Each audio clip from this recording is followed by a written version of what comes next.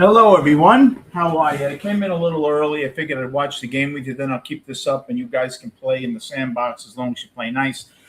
Yeah, we're up 1-0. Ewing continues to outshine Bench. Now, I spoke to an analyst earlier who was a college scout, but he scouted the Met team this year for his own purposes. He wasn't asked to do it, and he came up with quite a few startling revelations, and I'm going to share them throughout the cast with you because I don't want to cut into the post game, hopefully, which will be a Met win and a Vinny dance. Thank you to Brooklyn Guy who came on earlier to my show. Terrific. Seems like this a terrific guy, and all my prayers out to him. I know he had a rough time from what he told us. So my thoughts and prayers with you. And seems like a good dude. And I hope you'll see him on here again because he's really cool. So he was looking at some teams that may be looking for some players. There's a strike, and they blew it. An ABS challenge already. What are we in the second inning? They blew it already. Pittsburgh. What's Pittsburgh looking for? Pittsburgh's looking for bullpen help, but they are not about to give a reliever $11 million. I think Brazaban is the guy that they would go after. I think Weaver makes close to 11. They're looking for a left-handed bench bat. Boy, would I love to give them Beatty. And that would just fit so well there. He doesn't make any money. They bat him 6th or 7th. The White Sox are looking for bullpen help.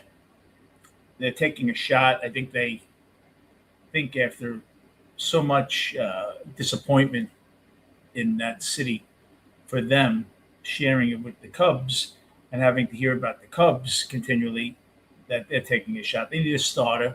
I don't know if they would be in the market for a guy like Peralta. Infield bench depth, which could be a guy like Tyrone Taylor, although he doesn't play the infield, but he can give them a little bit pop off the bench. A guy like Acuna would have been perfect, but they traded him there already. And that shows you how good he is, that they're looking for bench help. And then Houston, looking for bullpen help, looking for a shortstop. Maybe Lindor. And just to fill out their roster a bit, maybe a Tyrone Taylor. Young has been showing why he's not a starter in the major leagues. Now, the Mets, I asked him what he thought the Mets were looking for Peralta. He felt that the Mets needed to wait with Peralta because a lot of teams right now are in it, and they're squeamish.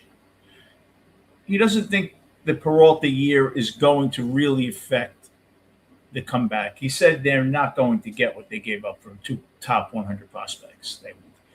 But if he were the Mets, he would be looking for a top 5 prospect in someone's organization and a trade chip. Maybe a guy that's outside the top 100, but is well regarded. And the Mets do want to compete in 27. So any young players they acquire now are going to be for trades for the offseason. So if you don't get a top 5 from a team, you're going to look for a top 50 to 100 and a few assets, maybe a couple of 18-year-olds that are 4 years away, and you can replenish your farm system, because I think that Cohen kind of admitted it, that the farm system has underperformed, and, you have your 2 best players, Ben Jeanette and Ewing, up now, and McLean. Or you could just trade him for minor leaguers for future trades. He thought the Mets would do pretty well. he's really going to be the only pitcher on the market other than Skubal, and a lot of teams just can't afford Skubal. You're not going to give up two of your top 10 guys to have him walk at the end of the year. And the funny thing, Peralta, you're going to have to pay him only a couple of $1 million. He makes no money. So that will be a very big selling point for the Mets, to remind you don't have to go over the tax threshold. Now, hey, Tommy, how are you? Yeah, I'm doing good. Thanks for coming in. I hope you're doing well. Now, I asked him about a few Met players and what he thought. Because a couple of you liked Zach Thornton, I had asked him what he thought of Zach Thornton and if he could compare him to other players. Because I always like to do that. This way I could get a sense. If you're telling me as 45 rated, thank you, Tom, 45 rated curveball, all that. He said that Thornton will be a back end piece or a high leverage reliever. He said he deals with deception. His command is plus. His velo isn't. His stuff isn't. He sits 85 with the slider, 89 to 92. Good command, though. I said, can you tell me a player that you can compare him to? He said a really good comparison would be Wade Miley. Remember him? And if he really did well, Marco Estrada. But that would be the high end. I asked him about A.J. Ewing. He said anytime he sees A.J. Ewing, it reminds him of a young Jacoby Ellsbury. He said he has that kind of talent. He thinks he could be Jacoby Ellsbury. And he agreed with me. He thought he was a better prospect than Benj. When I asked him about Benj, he said, think Michael Conforto with more athleticism. Best case scenario, think Kyle Tucker. He said that would be the best case scenario, which would be a top 25 player in the major leagues. I asked him about Nick Morabito because he doesn't seem to be scratching at the door. It seems like the Mets have put a double lock on the door with him. He said, think Travis Jankowski or Tyrone Taylor. Doesn't think he's going to hit quite enough. He'll project as a fourth or fifth outfielder. But he said Travis Jankowski is the guy that he would really feel would be a close comparison. Wenninger. I asked him for Wenninger. And he told me Kevin Guzman would be his ceiling from the Blue Jays, former Oriole. Guzman would be his take if he really worked out. Now, the funny thing with Morabito was he thought the Mets could turn him into a Jeff McNeil or a Miles Straw type of player. Doesn't think he's going to hit quite enough, although with the bat control, he could be a McNeil. So we'll have to see. But he definitely feels the Mets are going to unload everyone. He said the problem with Rayleigh and Minter, their age and their health. They've both been down during the last couple of years with injuries. He thinks they would trust Rayleigh more for health-wise, Minter more with pure stuff. Minter's done it before. So, interestingly enough, he thinks they'll both go. He said with Weaver, the Mets are going to set a very high asking price, and if you're foolish enough to meet it, they'll trade him. But it's going to be a number 3 starter for Weaver, a controllable pitcher that has an upside, and he's a number 3 right now. because relief pitching, you see, everyone always needs it. And Weaver has performed in New York. He got off to a tough start and through the booing performed in New York. He said he thinks the Mets will get calls on Devin Williams just because they'll check in to see if he'll change cities, if you're willing to trade him. But he said that not Miley, Rayleigh and Minter are gone. He said, absolutely. He said, you may not get as much as you think you would get for them, though, because of the age and because of the injury factor. But he said you could have a team, in 3 weeks that loses two relievers. Then how much is he worth? He said the number one guy is going to be Aroldis Chapman. He's going to cost the Kings ransom because he's a bona fide closer. Weaver will be second on the list because he's signed for next year at, I think, $10.5 million or $11 million, which is okay. And he's a lot younger. Now, Aroldis is like a Hall of Fame quality reliever, but you don't have teams willing to shell out that kind of money for 2 months unless they really are they feel they're close enough to get there. A team like Milwaukee, I think, really has aspirations to win the World Series. I think Milwaukee, honestly, I don't think, you'll think I'm crazy.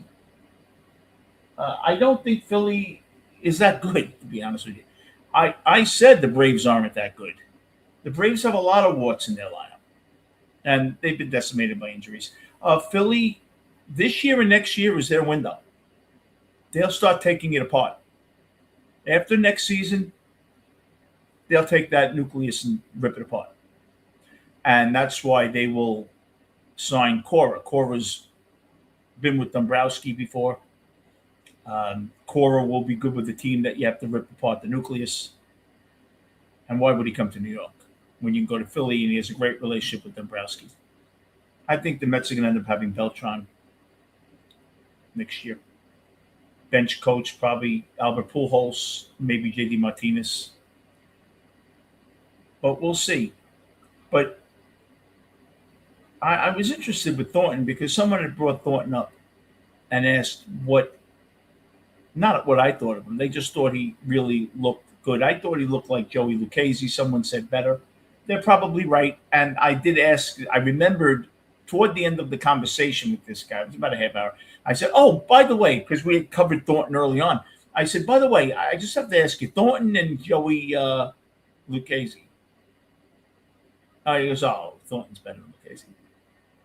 He goes, Lucchesi's great one time through the lineup. He goes, Thornton, I think, can get through twice through the lineup. Thornton has great control. I asked him about Clay Holmes. He thought the Mets would be inclined to try to extend Clay Holmes. And he said, Clay Holmes, there may not be enough time to rehab him enough to sell a team on his health. He did say that. What happens if you trade for him? He comes back one start and he just isn't ready with that leg. The leg's going to be weak. That's, if this was Holmes, well, first of all, Holmes would have got you more than Peralta right now. But I think the Mets are going to unload. He does as well. I asked him how much did he think the rumors with Francisco Lindor, and he totally agreed with me. He said the Met front office is putting those rumors out because they don't want to actively shop Lindor and embarrass him. But if the rumors are out there, then it's very easy to answer them when Stern says, oh, clubs are calling about him. He's a great Hall of Fame player. You don't want to be the first call because it will get around that Stearns is calling people. Lindor's available. So that's what will happen there. I believe it wouldn't be Lindor's agent, but I believe Met management put that out there. to float it out there so it's in the air where Stearns won't get beat up if he trades him. It's interesting. You didn't hear Soto's name. Now, Lindor and Soto supposedly are having a problem. And they are. This guy is very close to one of them, which I haven't spoken to in a very long time, Omar Minaya. He said, they don't like each other. They're teammates. They respect each other as teammates, but they don't like each other. They just don't like each other for whatever reason. Soto's family is very religious. I believe, I don't know, I believe he's probably straight-laced guy, Soto. And is this another home run? Oh, Jesus. And I would think that Lindor with the purple hair and the Mamdani and the wife, it just probably doesn't go over well with him.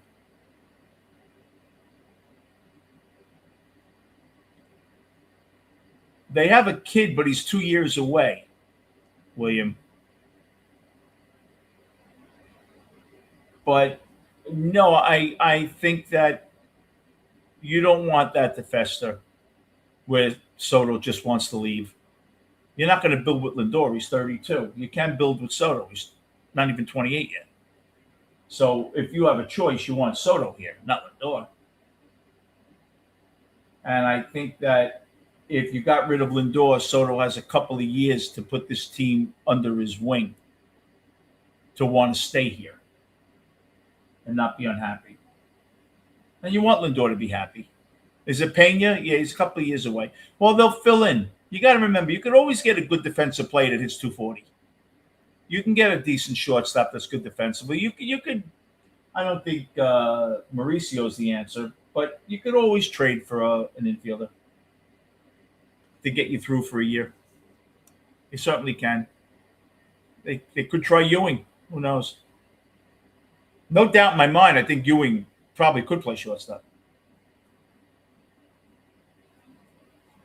He's quick. But Ewing is I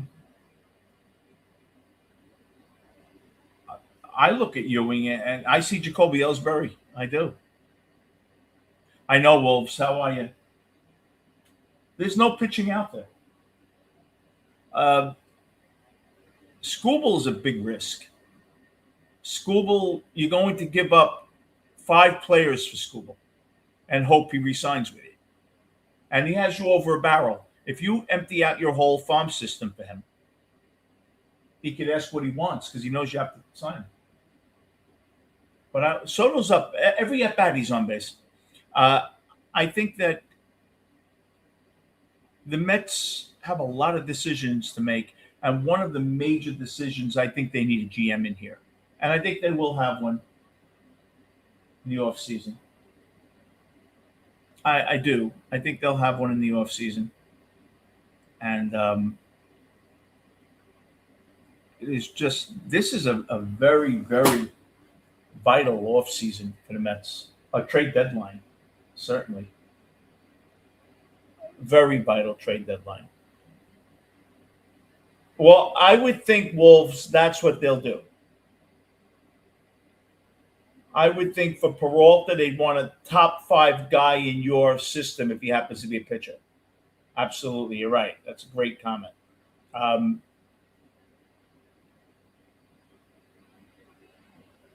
They'll be looking at pitching. You're going to see Wenninger get a look within a couple of weeks. Well, as soon as the trade deadline, Wenninger's going to be brought up. Zach Thornton will be in the rotation. I don't know how they'll fare, but look, I would venture to guess that Wenninger will be better than Senga, and they're going to try to trade Senga. They're not going to get much for him. But you have to remember with Senga,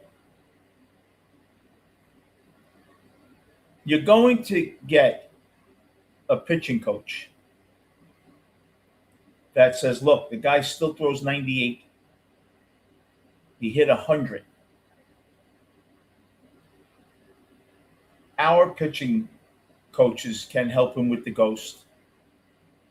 Our catcher is better than Alvarez. Already, Freddie Peralta's calling his own game. Why do you think that is? He admitted that he's calling his own game now. Obviously, Alvarez in the dugout's terrible. And that says a lot, that Peralta has to call his own game. Because someone is going to say, look, Peralta, a lot of the problems were that he didn't have a catcher that lined up with him. And look, there are catchers that just you don't sync with. They might be good catchers. You just don't sync with them. But I think, the Mets are going to unload everybody. And I think Lindor would be top of the list. They want to do it delicately. They don't want to. And there's a shot. Oh, what a catch. This kid is killing the Mets. My God, he is killing the Mets.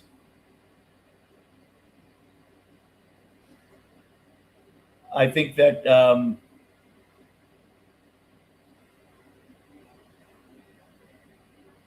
William, he could probably play a serviceable shortstop. He's young enough.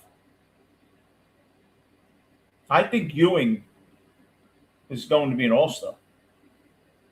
When I see a 21-year-old kid come up,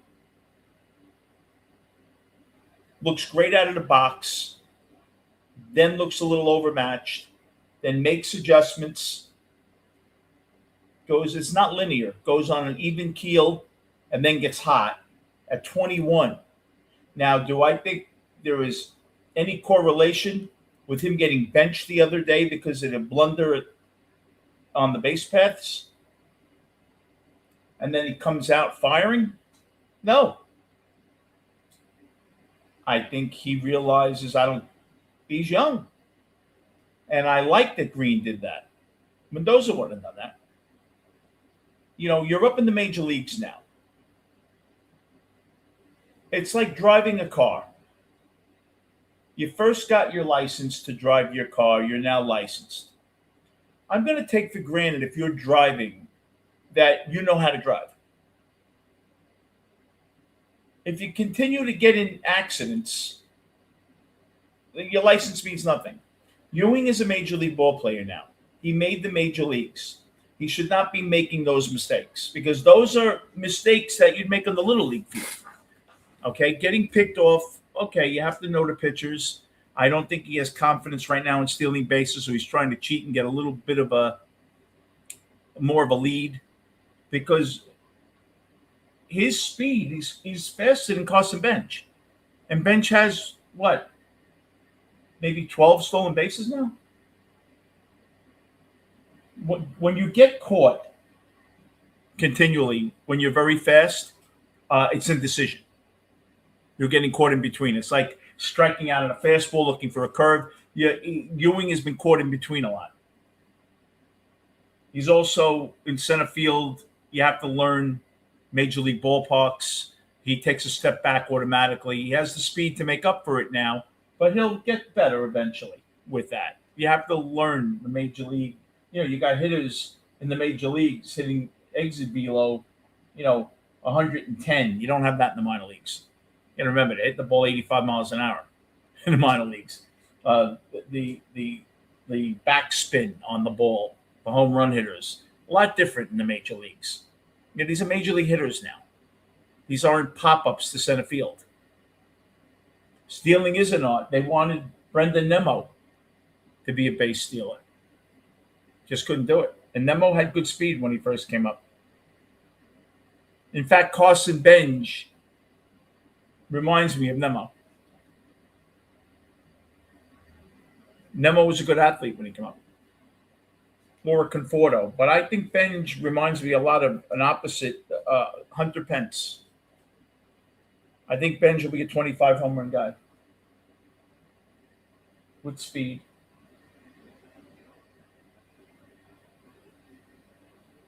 Look at Soto. Soto looks like he's having fun now. He wasn't doing his machinations with this up at the plate last year. He looks like he's having some fun now. Maybe he heard that Lindor's getting traded. But I think that it has to be done correctly, like anything in life. Everything in life has to be done correctly, right? If you make your bed, you don't do it correctly, it looks like shit. Everything you do. Yeah, well, Ewing has a quick bat. Ewing has a quicker bat than Carson Bench. No, I know, Bayonet. Absolutely. It wears you down. Not at 21, it doesn't. It wore Trey Turner down. Trey Turner, if he didn't steal as much, wouldn't have been injured as much. Oh, yeah. Ewing, if he played the full season, would have had 50 stolen bases. And he doesn't even know how to steal a base yet here in the major leagues. You know, sometimes I feel we're too hard on Lindor. Or me. You're not talking through the computer here. I am hard on Lindor. And honestly, I'll be honest with you. You know, I don't lie to you guys. I was okay when they let Alonso go. I admit it. I was okay. Because I thought Stearns was going to do something to improve the defense and replace him with a hitter. I didn't know that. Look, if Polanco right now is hitting 270 with good defense and Polanco 20 homers, 80 RBIs for the year, it's not going to be Pete. But I'd say, all right. The problem is we've had 4 first basemen this year. That's the problem. Good on Benj. That's the problem. We haven't had anybody to look at it first. We've looked at Vientos, Beatty, Young. It stands out more that we don't have a first baseman when we have 4 of them. It's like what you used to say, if you have 2 quarterbacks, you have none. Bayonet, you know what it is? These are professional ball players. Well, first of all, if he couldn't steal, he shouldn't have been playing. But I agree with you. But they don't think of that. I'll give you a perfect example. I played in softball leagues all my life.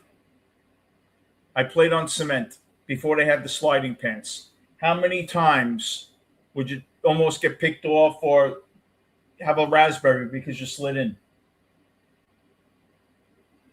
I knew that I was going to get cut up. Still did it.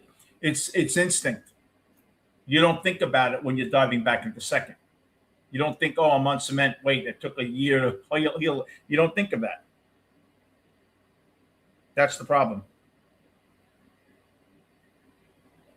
Meanwhile, I'm totally ignoring this Met game. Scott looks good. Scott's a very, very good pitcher.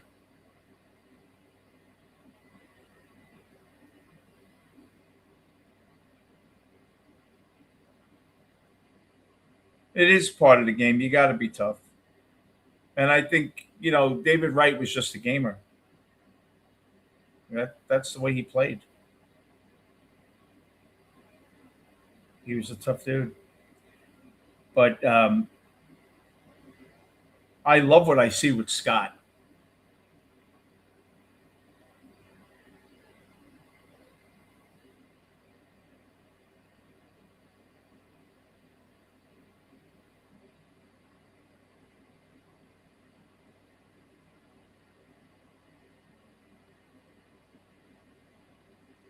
I was talking to him, and I was asking him about the Met pitchers, you know, Holmes, and he thought Holmes really reinvented himself.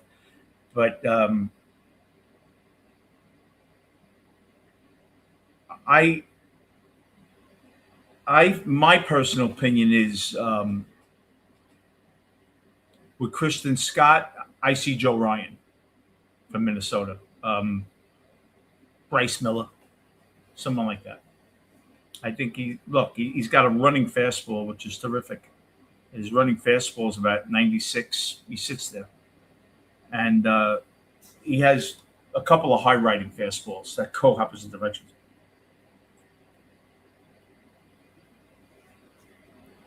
Um,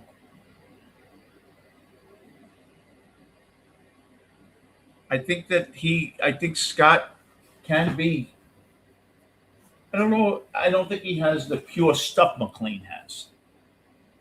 Throws harder than McLean, but I see the vertical with the slider like Joe Ryan, which would be pretty good.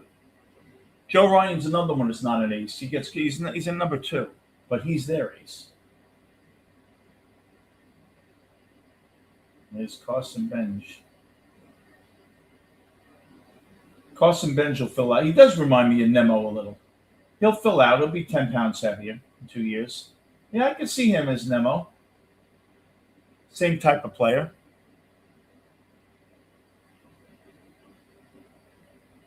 I can see him as a Conforto. They thought Conforto was going to be a 30 home run guy.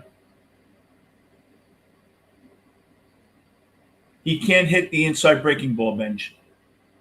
He can't. You see, Ewing doesn't swing at that pitch. Bench swings at that pitch. Ewing lays off that pitch.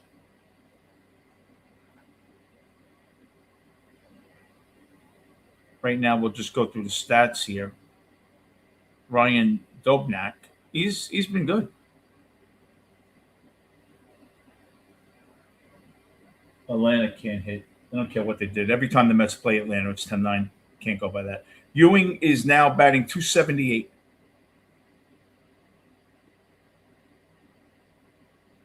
And that's why that's the perfect example of why you go from a 290 hitter to 270 hitter. When you're 23, you beat this out. When you're 33, you don't. You lose about 10 hits a year in the infield. Yeah, Conforto, yeah, and he killed the Mets, of course. But Ewing, unreal. He's been great. Soto's flirting with 300. Benj is 261. And Scott, 4 innings, 3 hits, 3 strikeouts, 1 walk. The balls, he's thrown a lot of pitches, though. Scott's thrown 74 pitches. So Scott's going to give you 1 more inning.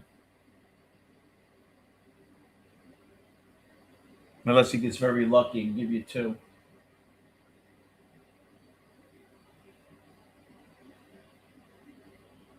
Polanco's back. Oh, the Cubs he is? Yeah, he had a good game against the Mets.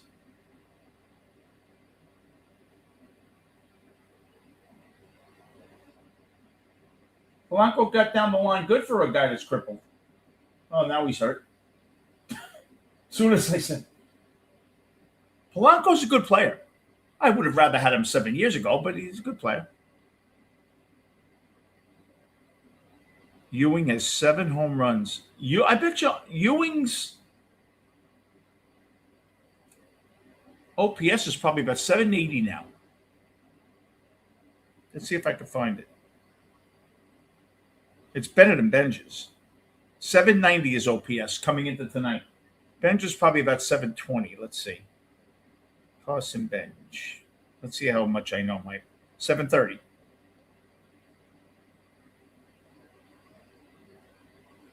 Benj just struck out 78 times also.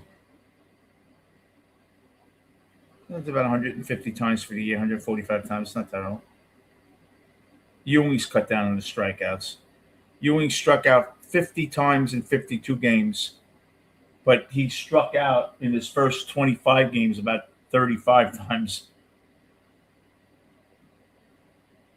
Interesting that he doesn't have more double power. He's been caught stealing 6 times. That's a lot. That's to the gap. Nope, you got it. Hit that ball hard. This right fielder, this is a guy that, like Chipper Jones, you're going to see him in your sleep. Polanco, I don't think so. He won't play enough games to prove to you that he's healthy. If this were June 15th, maybe, if he got in 30 games. He's a valuable piece off the bench. He's a professional hitter, Polanco. The problem is they're going to look at his medical. When you trade for a guy, your medical staff looks at the medicals, and no one's gonna say go.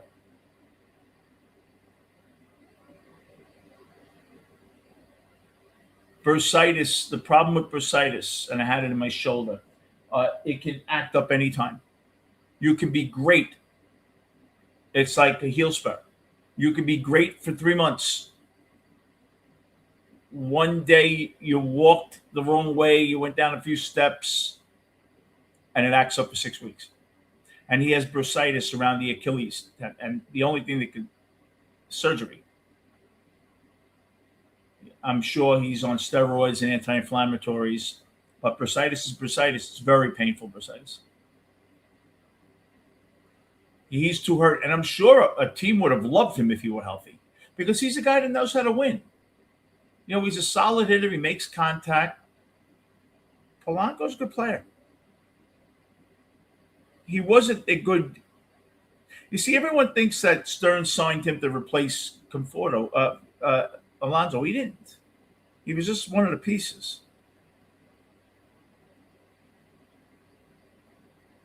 But you look at his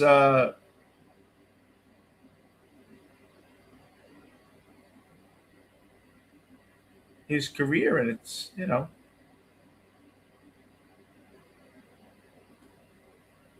last year he had 265,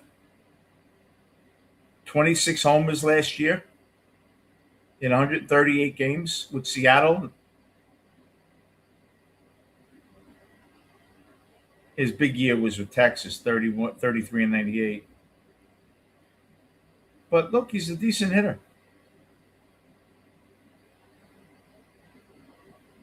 His OPS is always in the 600 to 700s. It was 825.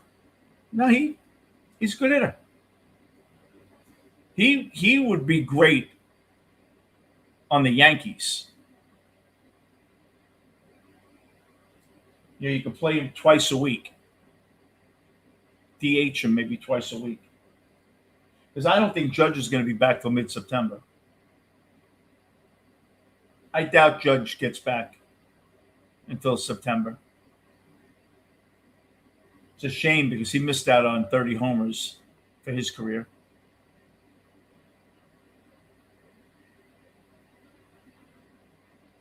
So Christian Scott's probably going to give them 5. He's lowered his ERA now, probably about 2.6. Let's see. Christian Scott. His ERA is 3.23. Is it really? I thought it was lower than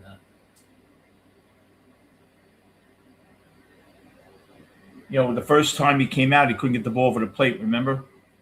I like Scott a lot, too. Scott's a bulldog. He has a new AC, what is it, the UCL or ACL? So he's going to be healthy for another 4 or 5 years, probably.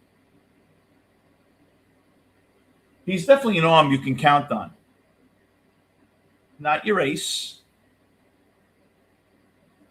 but he's got good stuff. We do need a bona fide ace.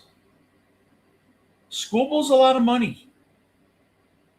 Look, Schoolball's an ace. And coming to a new league where they'd have to learn him, he'd have a great year next year.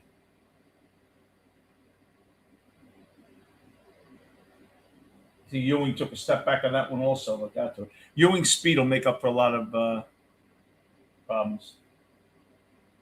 Justin Verlander's retiring. Should have retired 5 years ago. He has a 3.33 ERA. It was about 3.15 3 years ago. 3,500 strikeouts. Who do you think was better, Verlander or Scherzer? I'm just curious. One for Verlander, 2 for Scherzer. Put it up. I'll be back in 2 seconds. Just let me go take a pee.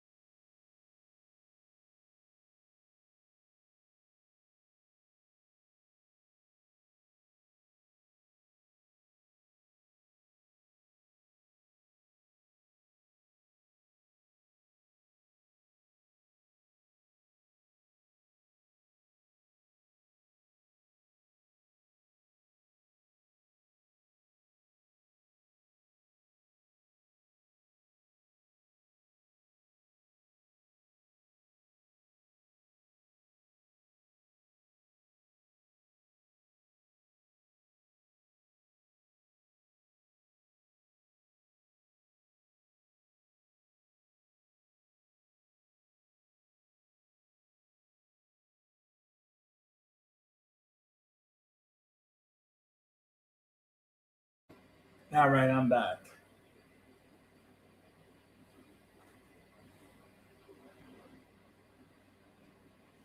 Yeah, right. That's what he was trying to do. He was trying to three or four guys to replace the home runs. He wanted more of a contact. He wanted Stearns wanted a team that was harder to pitch against. He wanted a team that uh, was a contact team.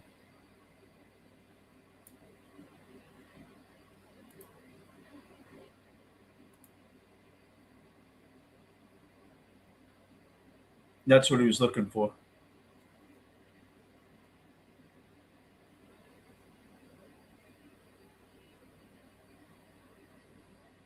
There's that terrific pitch. I'm going to give you a good screensaver here. Once again, a shout out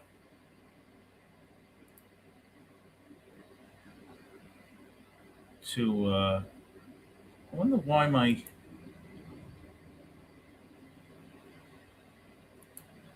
Oh, there it is. Of all time, William. Hey, look, I wish they would have got Verlander and Scherzer 15 years ago. And they pitched well until they got hurt.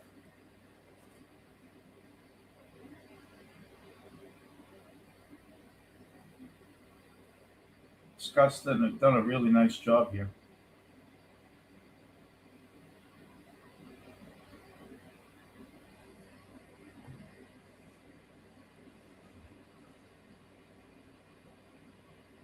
Yeah, he's done.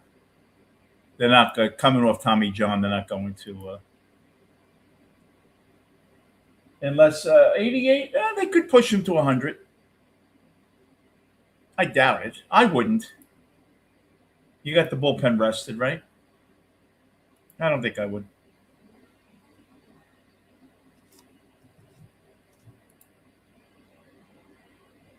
And the great news that I had that I was going to share with you guys later, but I am actually going to share it with you, is I will be having using a sponsor. DraftKings is going to be sponsoring me start of next month, which I'm really honored by. I'm shocked as shit as you are. Don't know how that happened, but I'll take it.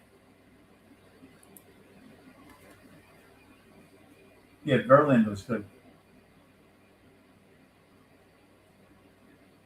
Well, Scherzer pitched on some good teams, though.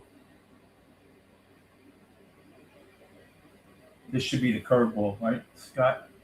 There it is.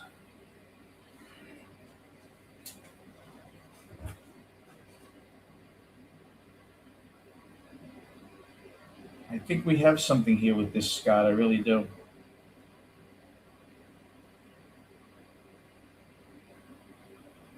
And he's giving us what we needed.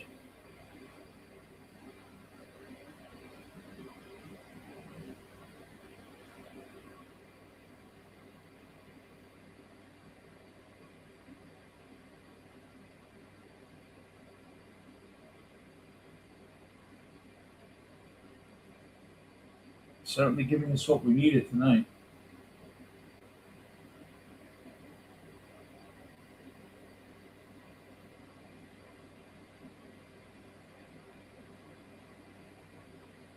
Yeah, Kansas City doesn't strike out a lot.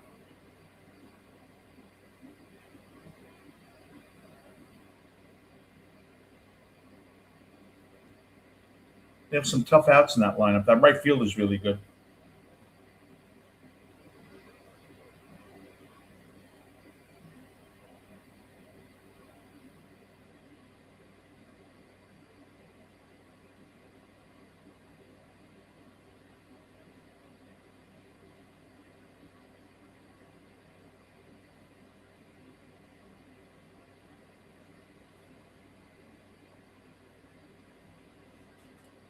I'm really curious to see what Ewing's stats are at the end of the year.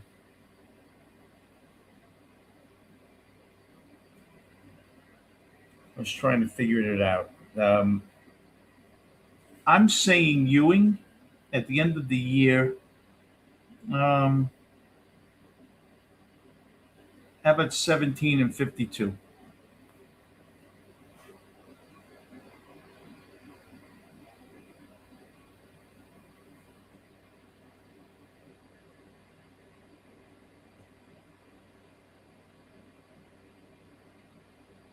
I am really shocked how good Ewing is.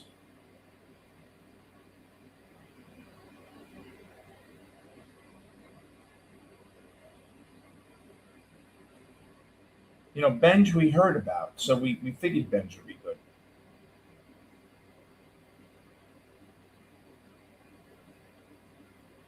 And that's what's going to keep people coming, seeing these young players.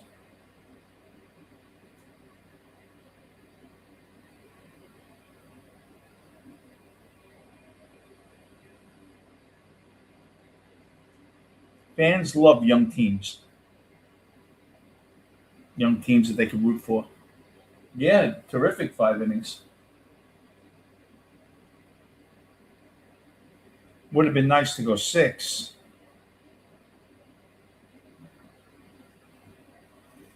but he did the job.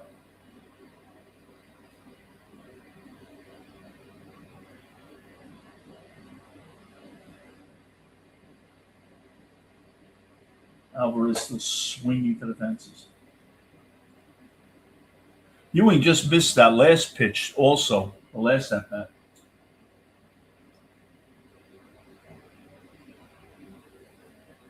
He made adjustments on that inside fastball, and he's turning on it now.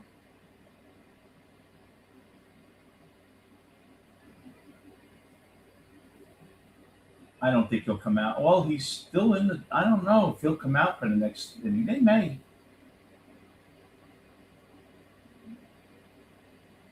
Good play by the third baseman.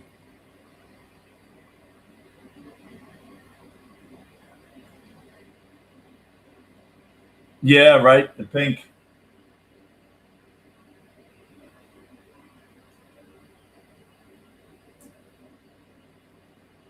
7 homers, 24 RBIs. Yeah, I'll hit 15. Now that he's leading off. Yeah, maybe 15. He'll go through a slump for a couple of weeks. He's going to weigh down a bit, even though he's young.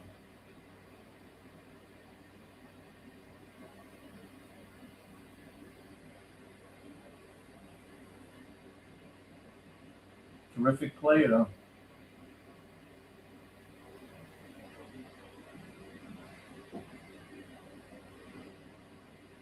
Yeah, the pink gets you after a while. Witt Jr. is a good player. Here comes Soto. I had a bet with my friend at plus 145 that he'd hit 300 for the year.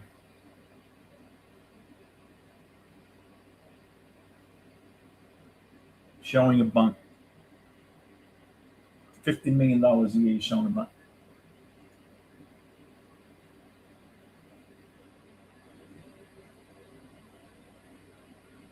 Great fastball hitter.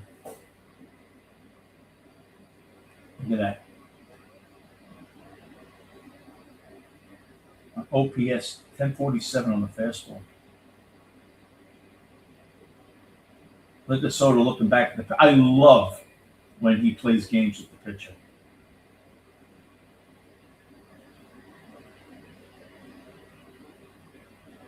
It's like he's smiling. You got me that time. Just wait. Oh, just missed that. Soto looks so much more relaxed this year than last year, doesn't he? I know Lindor's still on the bench, but he looks so much more relaxed. You see, Soto gave him the high five after that catch yesterday. Lindor. Oh, good eye. He doesn't want that ball in play, Soto. He made sure he threw it out. Is it me, Or does Soto look thinner this year? Looks like he's in a little better shape. Oh, he looks a little thinner this year. I think he's in better shape this year. And I would tell you what that is. Working back from the quad injury, he was on the Stairmaster and on the exercycle a lot.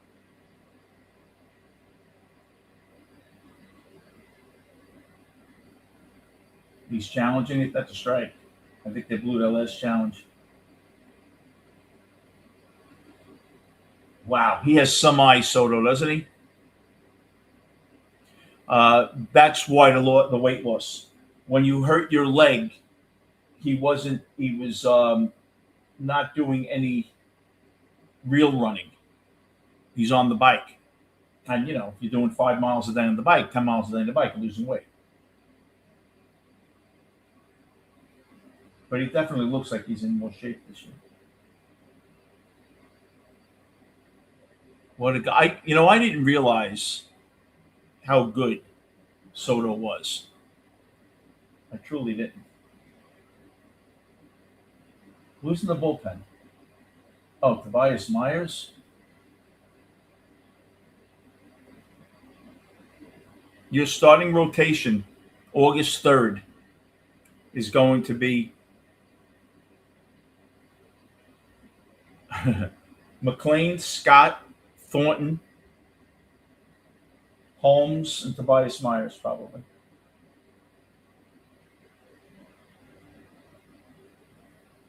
Nah, I popped that. He can't find it. Oh, there it is. Center fielder couldn't find it.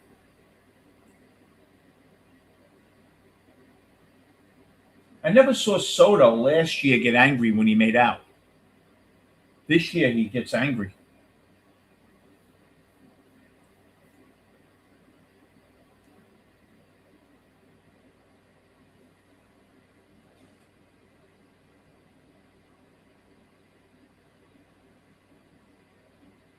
We will see.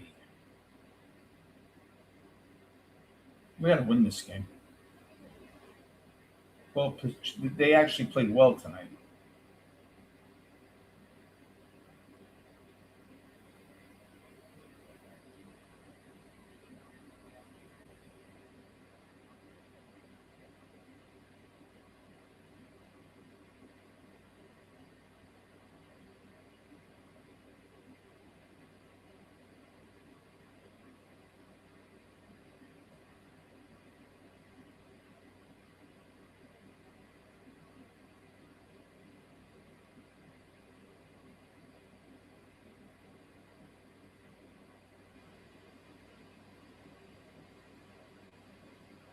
These commercials are unbelievable.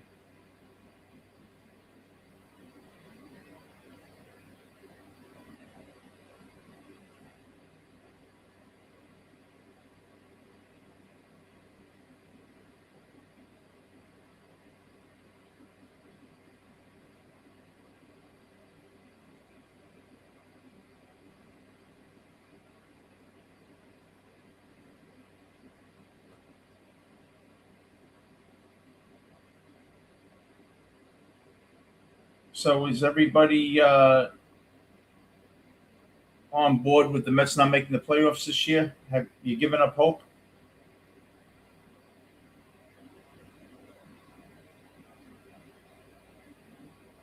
Or do you still believe they could make the playoffs? Tobias Myers, 6.21 ERA. See, this is a valuable piece, though, because he signed for 4 more years, I think.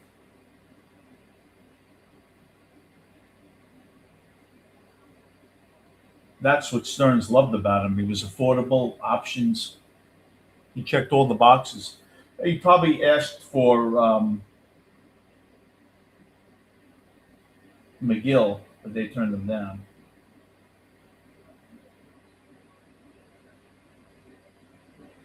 What would you guys ask for from Milwaukee for Peralta? Any ideas? William, what do you think for Milwaukee Cubs? What do you think? Who would you offer? I'd ask for Jet Williams back if I were the Mets. I wonder if the Mets could get Jet Williams back. I bet you they'd give him back for Peralta.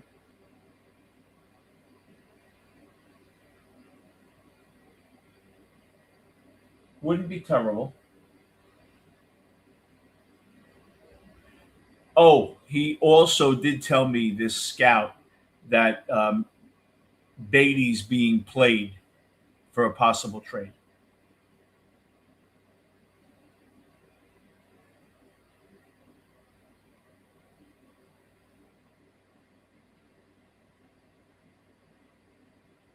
I'd have to get a picture back if I was going to trade Beatty. And this Tobias Myers, I think the Mets screwed him up in the beginning of the year. This is a guy that the Mets were looking at. Thank you, William. This is a guy the Mets were looking at for first base. I could see them trading for this guy. They'd love to have this guy at first base for the next 3-4 years. And as soon as I said it, right in the gap. I love this guy at first base for the Mets.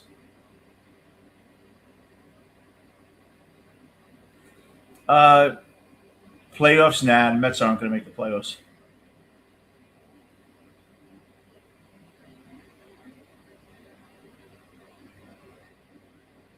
Yeah, I would offer Milwaukee. You want Peralta back? Give us back Jet Williams and give us back something else. Yeah, I would want Jet back, and you'd have to give me something else. I bet they could probably get for Jet Peralta. Oh, nice play. What a play. That was a great play. Was that Bichette? I tell you something.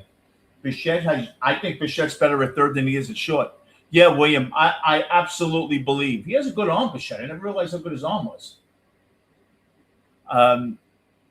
Yes, I definitely believe if they say give us Jet Williams for Peralta, they'd do it. But Stearns, he wants something back. You know what I'd say? You want him back? Give us Peralta and Sproat. Give us Jet and Sproat. And we'll give you Mauricio. What do you think of that trade? Peralta and Mauricio. No, Peralta and Vientos for Jet Williams and Brandon Sproat.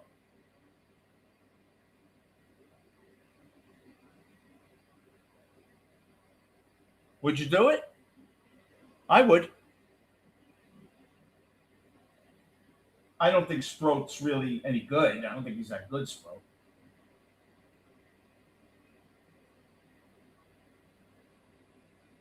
You know who I thought Sproat was going to be like? Remember Bobby Jones?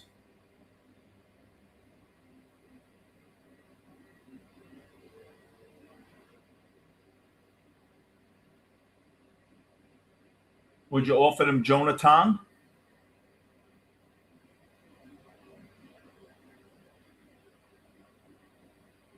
See, that's where the Mets can get. If you threw in Tong in a trade, let me tell you something. I definitely could see Tong going to another team and doing very well. I don't think Tong's finished. He has to develop a third pitch. He's only 21, 22. He's young.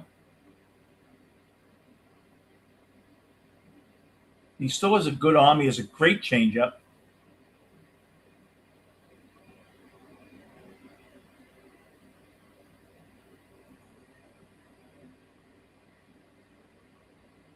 We went through Jonathan.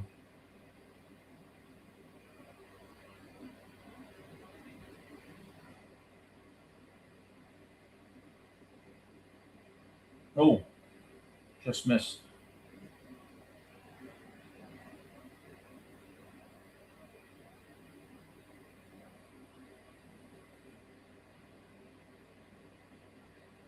So he spoke about Jonathan. He liked Jonathan.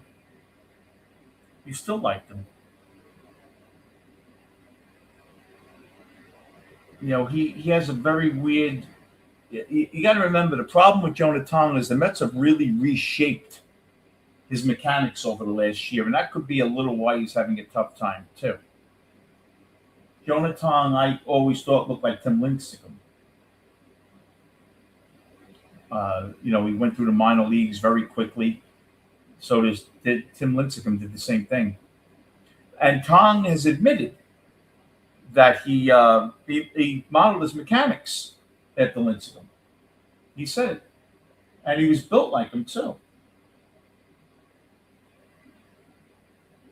And he's a little more explosive, and he has a great delivery toward the plate. He throws like a 70-degree angle, which is like top 5%.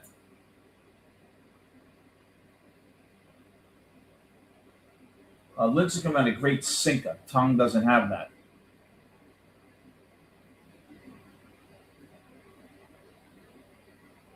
And there's a hit.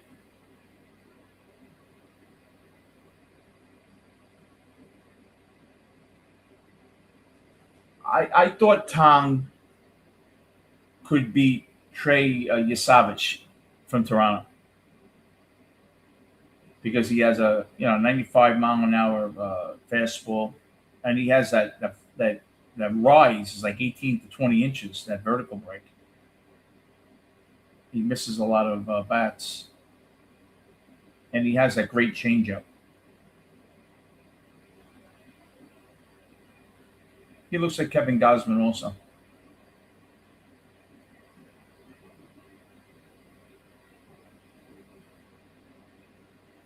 So he's been killing the Mets for 10 years, this guy.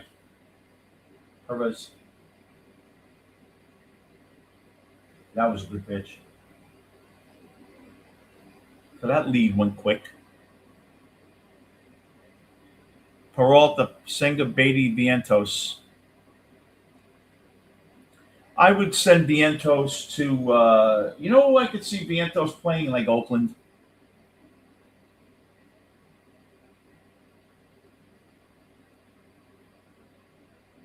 Maybe Oakland.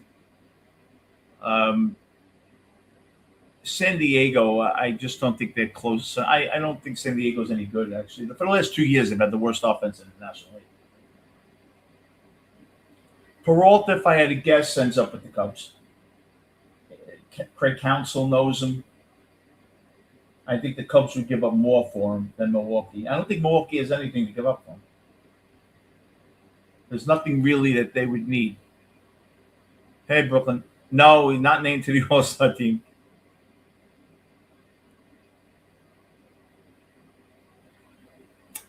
Would you trade Peralta,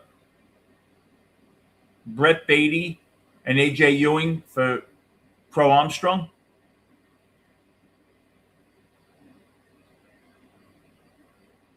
Yeah, there's something wrong with Myers, William. I wouldn't be surprised if Myers was hurt.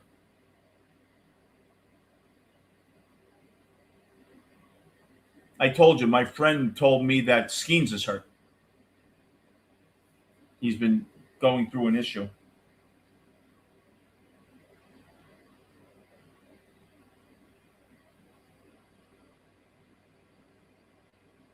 I'm surprised they're letting him pitch.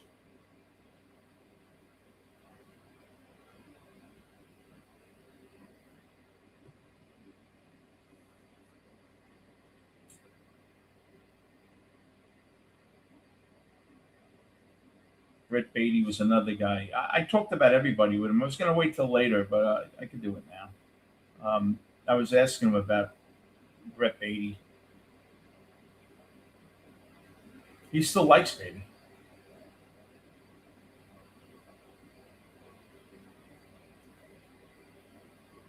He didn't give up on him yet.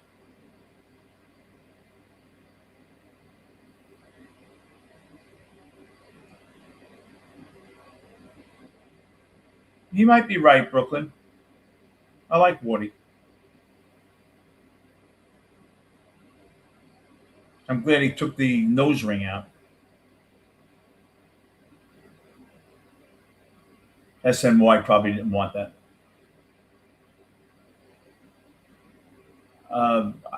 My friend thought that Beatty reminded him of Max Muncy coming out.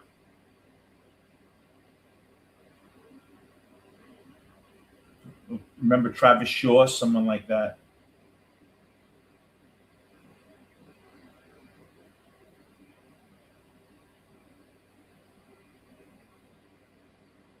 Actually, I'll tell you who Beatty is exactly like. He's actually exactly like Mark Vientos without the power.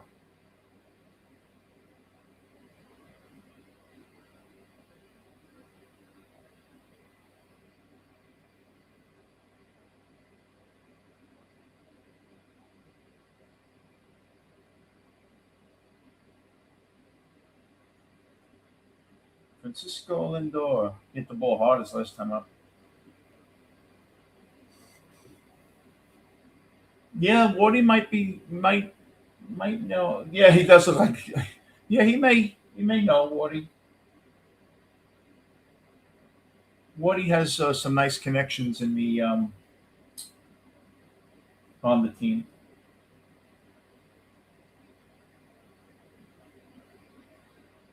Seems like a good kid, Wardy.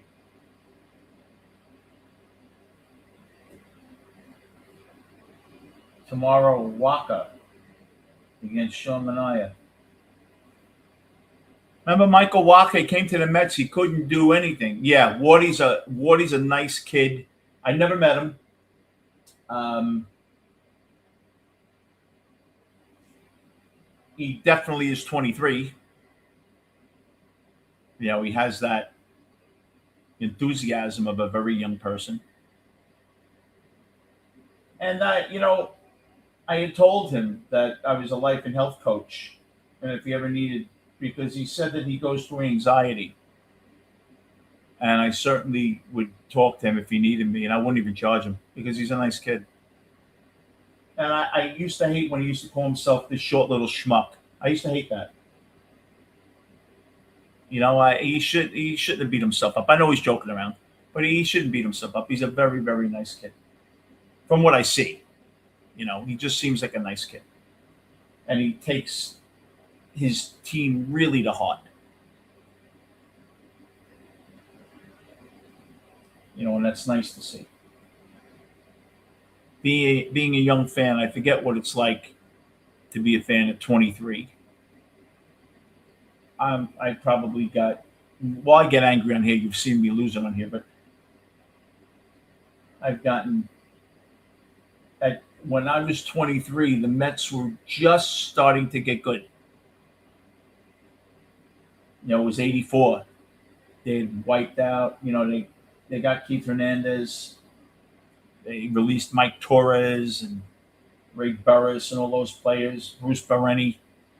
Well, no, Bereni might have played for the Mets in '86, actually, in '85, the first part. And they built up the team. And you know what I used to do with a girlfriend back in the '84 season? Tell me what you think of this, guys. We used to go. He can't handle that inside pitch bench. He's terrible at that breaking pitch. We used to go.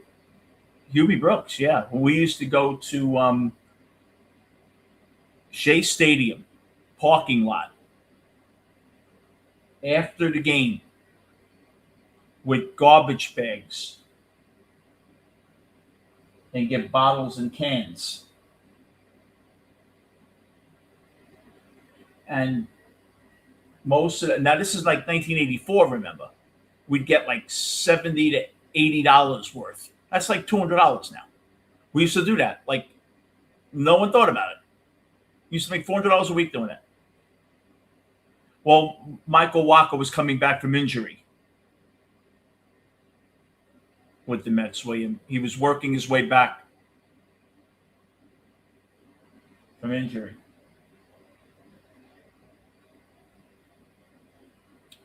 Walker's had a nice career. You know who I like? Brooklyn. I like Ryan, Locked on Mets. Is it Ryan Finkelstein? I think he's very good too. He's very even. You know, very respectful guy. I like when he tells the stories of seeing games with his dad. I think that's really nice. He looks like he's in his early 30s, probably.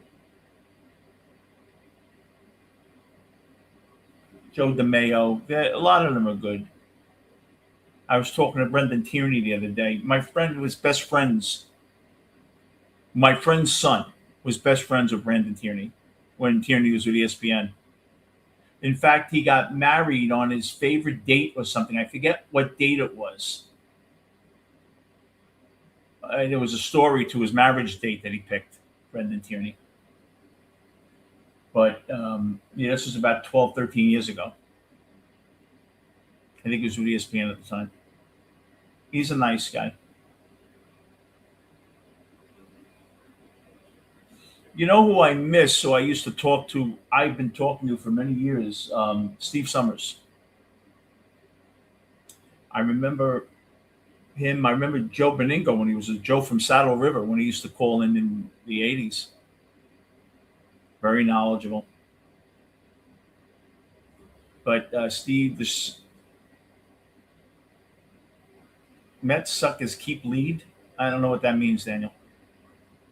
Uh, just FAN '80s was. I remember I was a counselor, a group leader up at Brooklyn Day Camp.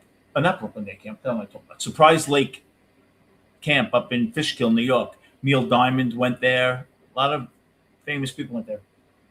And FAN started, I believe, that 4th of July weekend.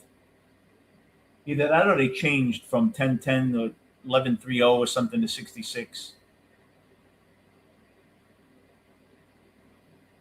Well, look at the guys the Mets have given up. Seth Lugo became terrific. This team just doesn't strike out, this Kansas City team. They put the ball in play all the time.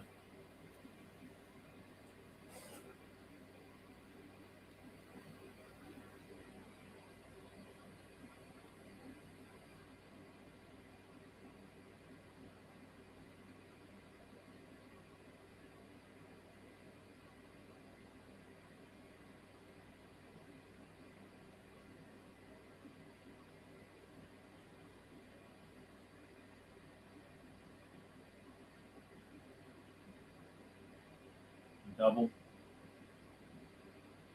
Killing the Mets through this game. Hey, Thomas. How are you?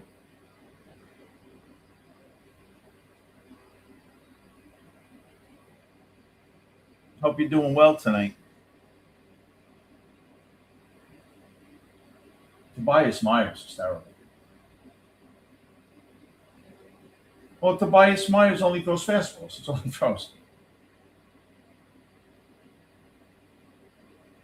Just he's been terrible.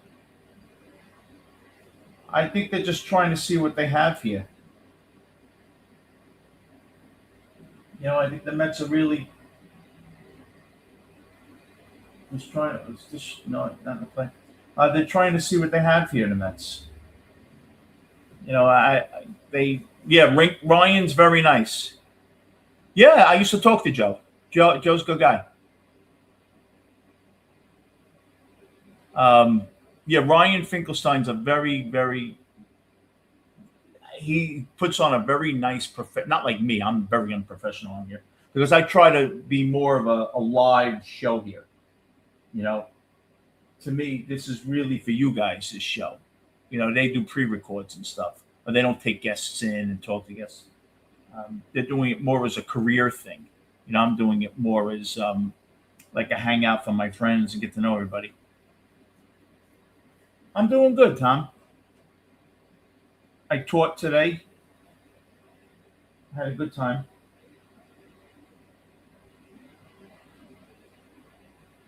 Oh, good pitch. That was a good pitch. That was Tobias Myers in April.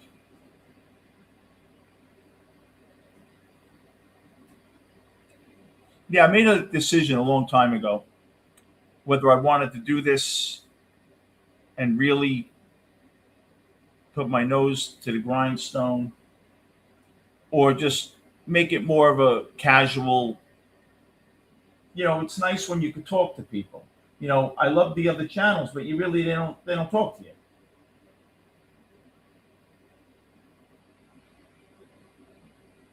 you. Which is fine. That's their gig. I like to do it more. I'm not depending on this to make money. It's not a career. Those guys are 30 years, 40 years younger than me.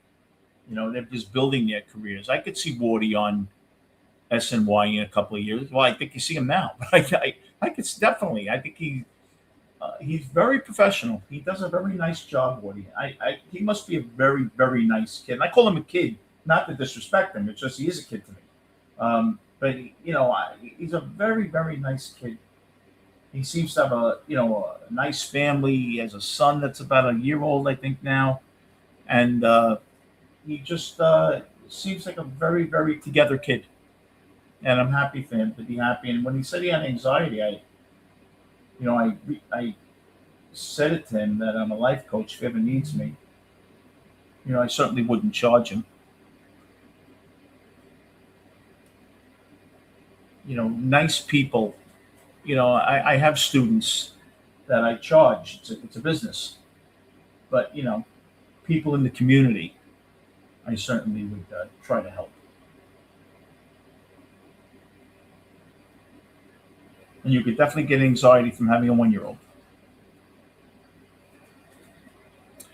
But yeah, Ryan, I like Ryan, Joe DeMeo. I think what's it, Mets up or Met? I forget the names all the time. I check in from time to time to them, watch them. Oh, good pitch. Uh, you know,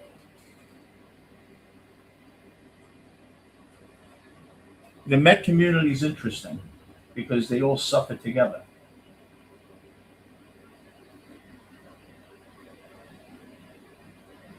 and we certainly suffer.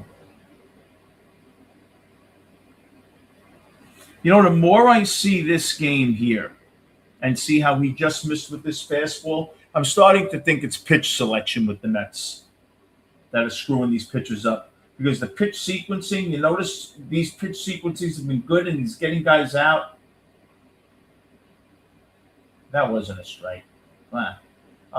But I just think a lot of the problem probably is the Met catchers or who's ever calling it from the dugout. Met challenge, a foot away from home plate. That's a bad challenge. That's a terrible challenge.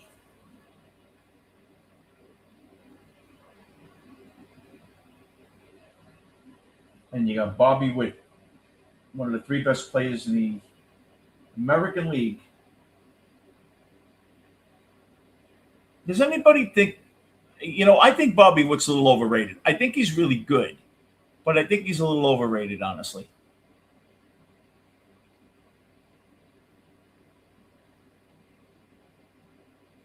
Wow. 27 RBIs in 70 something at bats at runners in scoring position. That's pretty good. See, this is the whole game here. Because if the Mets fall behind here, they're not winning. Because you could just see it.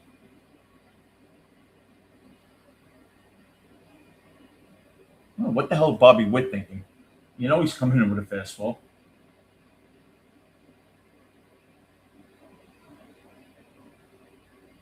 I was coming up with my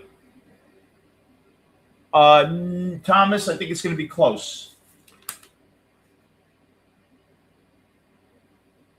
You want my comparison with Scott and McLean? I actually asked him about that.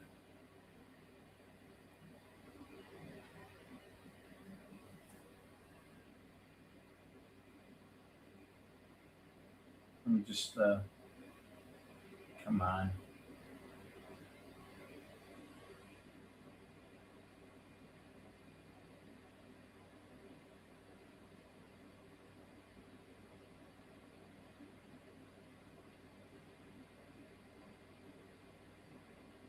gotta win this game, don't we?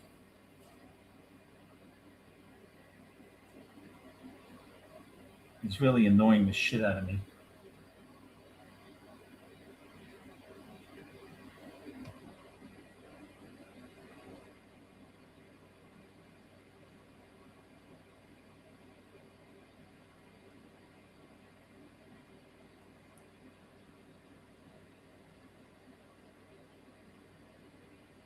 Ah, look at this. Go get it. There you go.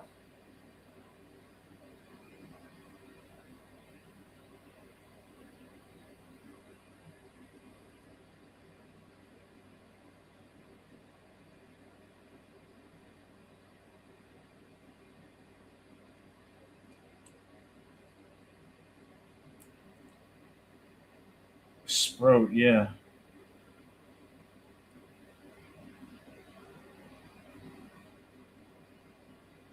Let's see. Oh, I think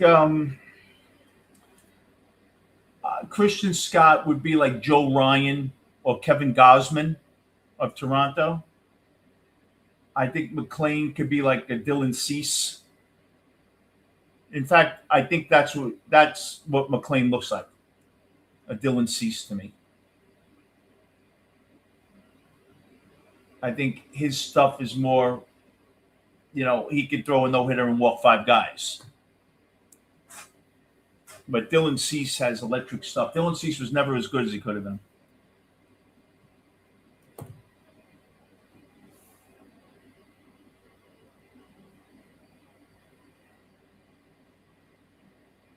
But look, I think the Mets are in good shape having both of those guys in their uh, rotation, certainly.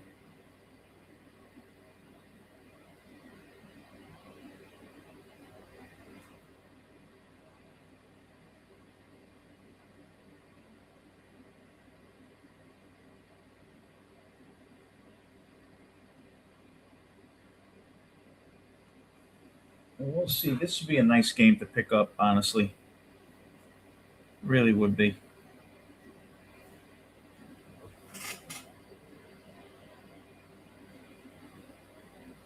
Love to win this game. Just for the sake of, not always getting blasted. After a while, gets to be too much, constantly killed constantly.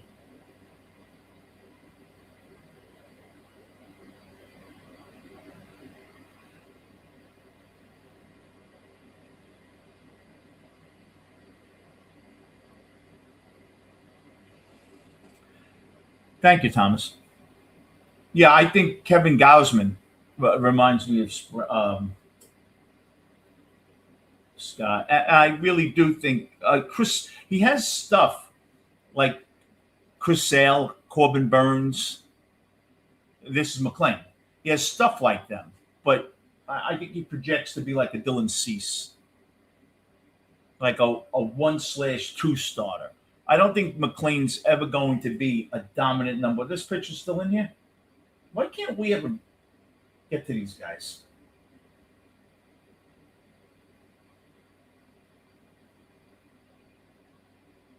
Um,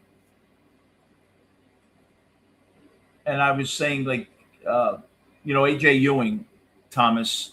I look at Jacoby Ellsbury and Benj. I think if Benj doesn't get great, he'll be Conforto, and if he gets great, it'll be Kyle Tucker. Uh, Thornton. I was looking at Thornton earlier. Wade Miley, if he's really good, Marco Estrada. Serviceable. Number 4 or 5 starter. Good enough though.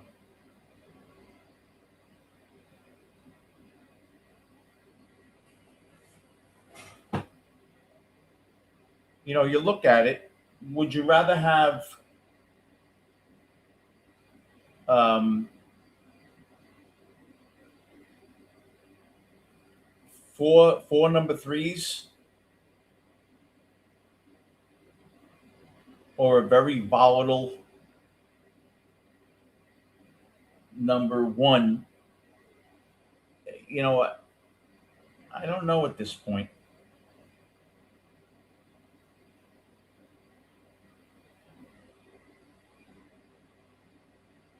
You'll look at it and he's out again. He's always looking up at the scoreboard. Why is he always looking up at the scoreboard? I'm telling you, Beatty is horrible. I don't know how to Met. Listen, I tell you the truth. I would have a big problem if Beatty were on this Met team next year. There's just no reason for Brett Beatty to be in the Mets next year. Well, first of all, Vientos won't be with the Mets next year. Beatty, unless he never plays. Yankees lost again 3-0. This is a spot where Alvarez would hit a home run, right? It looks like he's done nothing this year. He's hitting 250 pretty much. And you always know what day you're going to be with Alvarez. From the first inning, if he's swinging uncontrollably, that's the whole game you're getting from him. If he has a good first at bat, you see he's taking these 3 pitches. There were games he swings at one of them. He's so wildly inconsistent, Alvarez.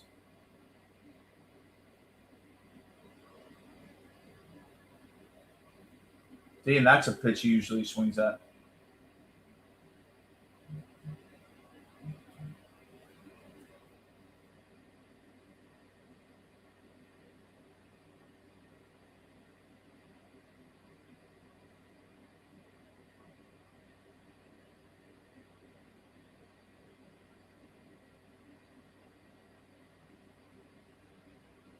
No, he's terrible, Brooklyn, at that. You're right. You're absolutely right.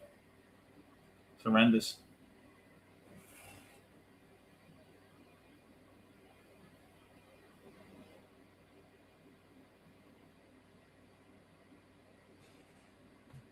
But look, it's going to be interesting the rest of the year.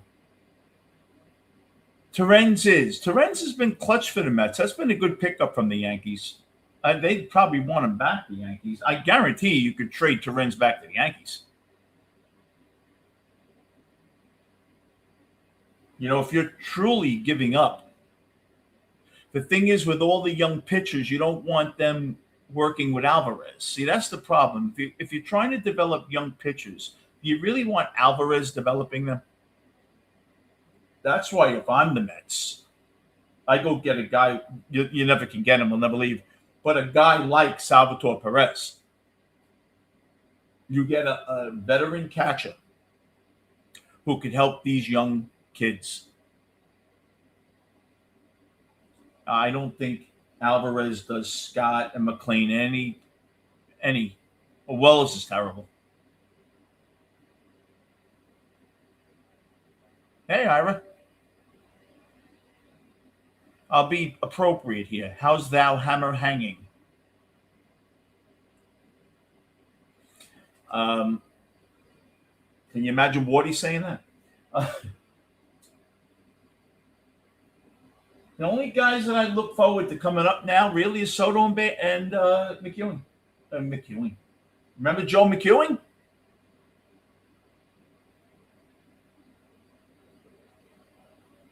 This kid has really impressed me. First of all, this kid's a lot stronger than I thought he was. Who the hell is this guy?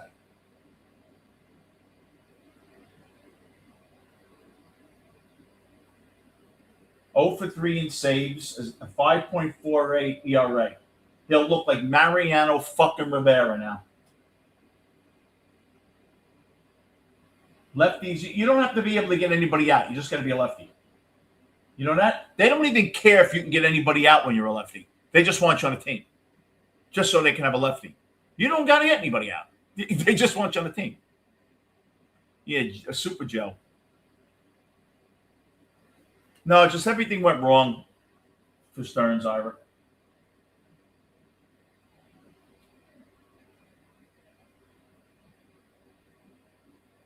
Let's see here.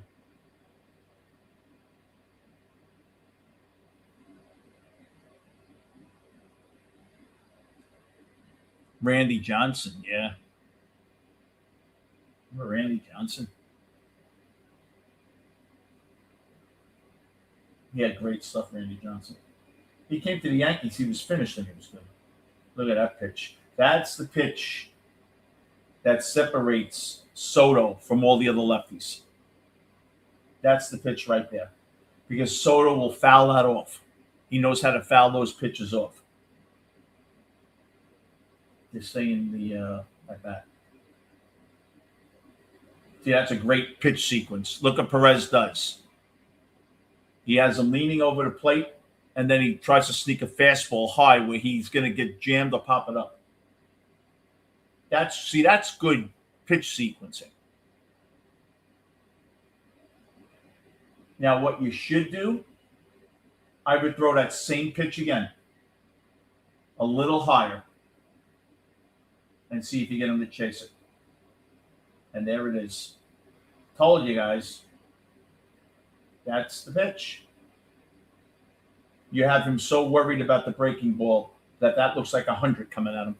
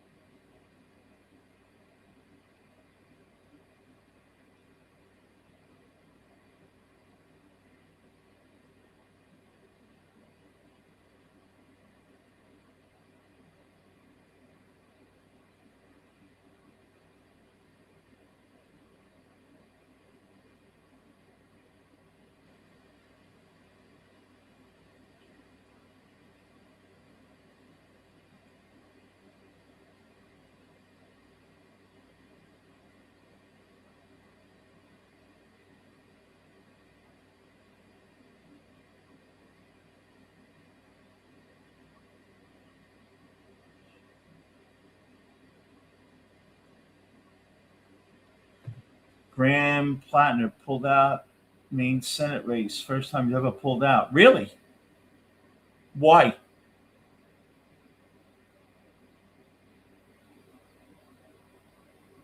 Yes, give me 2 minutes. I'm just going to run to the bathroom, guys. I'll be back in a second.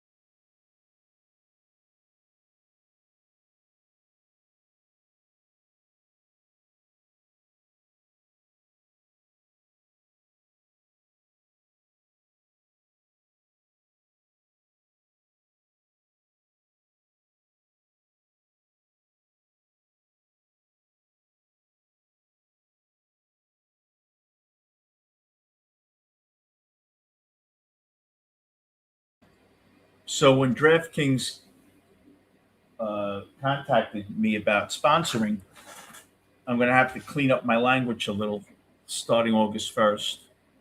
But I was really, really so honored that they thought enough of me. I don't know what they were thinking. Probably know how much I've lost gambling and feel bad for me. This is the guy I want to be the Met first baseman next year. He just missed that. His unbelievable power, that kid. Alleged rape? Really?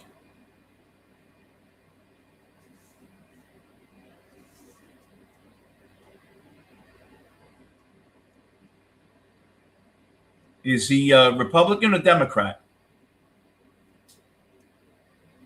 Not that it matters. No matter who did that is fucking terrible. No, I told them, William. I told DraftKings, this is me. This is me. And they said, just no politics. I said, okay. But that's me. So August 1st, they're going to sponsor me up to 3 shows a week, but I have to mention them every show. But it was very nice. Look at this shot. Oh, yeah, shit. Hey, how are you? Not in a good mood, and it has nothing to do with the game. Oh, you all right? Hardcore Sports Network just fired me. What happened? Hardcore Sports Network just fired me. Who are they? You've heard of Mitchkovsky and his No. little. He's a kid from South Jersey. He's a Eagles, Sixers, and Phillies fan. I didn't work him for a bit since last September, but he just pulled the plug on me. Why? You remember my Which Is Worse episode I did after I got back from work this afternoon? Yes. Yeah. That's why. It got too political. It wasn't terrible. But it was still political, and they told me not to cross that line while associated with them. Oh, yeah. DraftKings reached out to me, and I got to stay away from the I told them, look, I said, this is me. I'm going to curse. I'm going to go out of my fucking mind batshit. They said, as long as there's no politics. I said, no problem. So August 1st, they're going to start sponsoring me, which is nice. But I wasn't changing. I'm me. I don't change either. But the thing is just because we're on different sides of the political aisle, and I didn't even put that episode on the network. You know, if you're nowadays, there's so. Is this Stalin Marte gonna fuck us? Stalin Marte's coming up. Oh my God! Can I write this fucking script? Oh, you were saying before this happened. You have to be much more. The left gets a lot more leeway than the right now. Not to say if you say something totally ludicrous on the left that they won't go after you. They will, but you just get a lot more to say. The rope is a little shorter if you're on the right, and that's because look, YouTube. All social media is owned by left companies. Except Rumble. Yeah, but you're not going to make any money on Rumble. Yeah, Thomas. I know, Thomas. Yes, I'm sorry about that, Seth. That's terrible. Does it mean something to you financially, or is it just... No, I don't make any money here on YouTube. So just to get you out there. See, that's not right, though. Yeah, that's terrible. You know full well I don't have the watch hour or the hours or the subscriber count necessary to make money here on YouTube. Well, what you do is no more, come August 1st, no more C word and no politics. But you come on here. And what we'll do is I'll throw this toward your channel and we'll get you monetized. Yeah, because my other side hustle, the Aboriginal Sports Network, does two things for me. Jack and shit. In that order. Very seldom do any of the guys ever come in. The lone consistent exception is a guy called the Man Cave Podcast, who does a lot of Knicks games and Liberty games. Okay. Well, I don't honestly, I tell you the truth.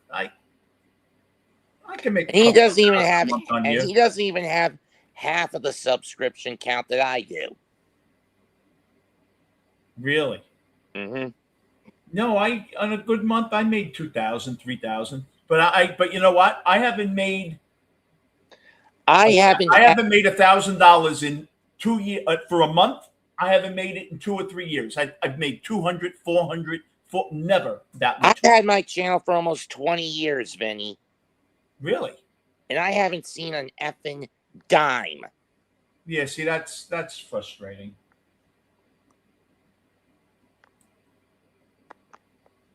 Like the Sopranos show, we went black. You still there? Yeah. Oh, okay. I was going to say you didn't see a dime so much they turned your electric off.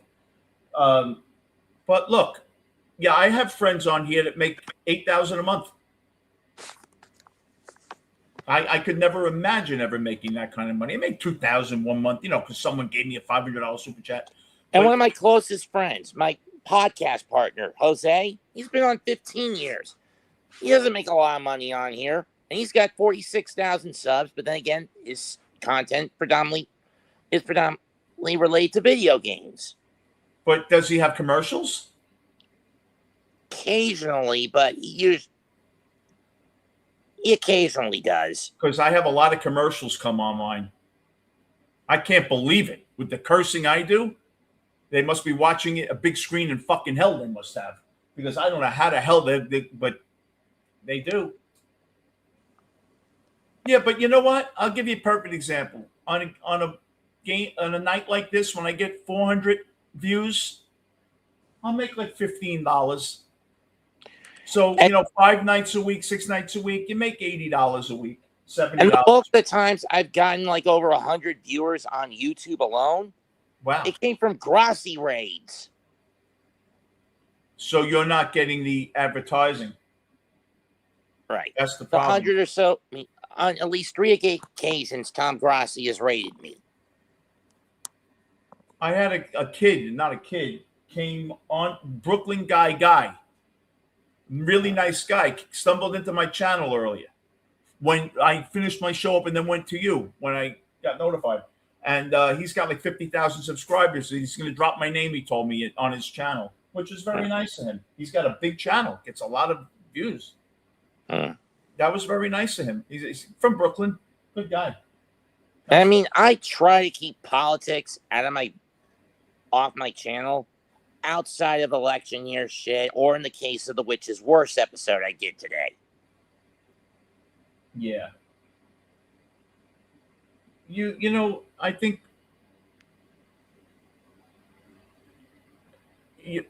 people probably aren't interested in that stuff, Seth. You should do wrestling. You should do comic books. You should really concentrate on that. Have some guests on that do channels. Like, you have to go into a community that does that stuff, because you know about that stuff. Yeah, the thing is, the only other community I knew of outside the hardcore network that did wrestling on a regular, it was just 2 jackasses living in New England who were so hardcore political left, they threw me out during the COVID pandemic. Well, let me ask you a question. This is an odd question coming from me. Are you able to just not talk about politics, or does it rub you so much the wrong way that you go nuts and have to talk about it?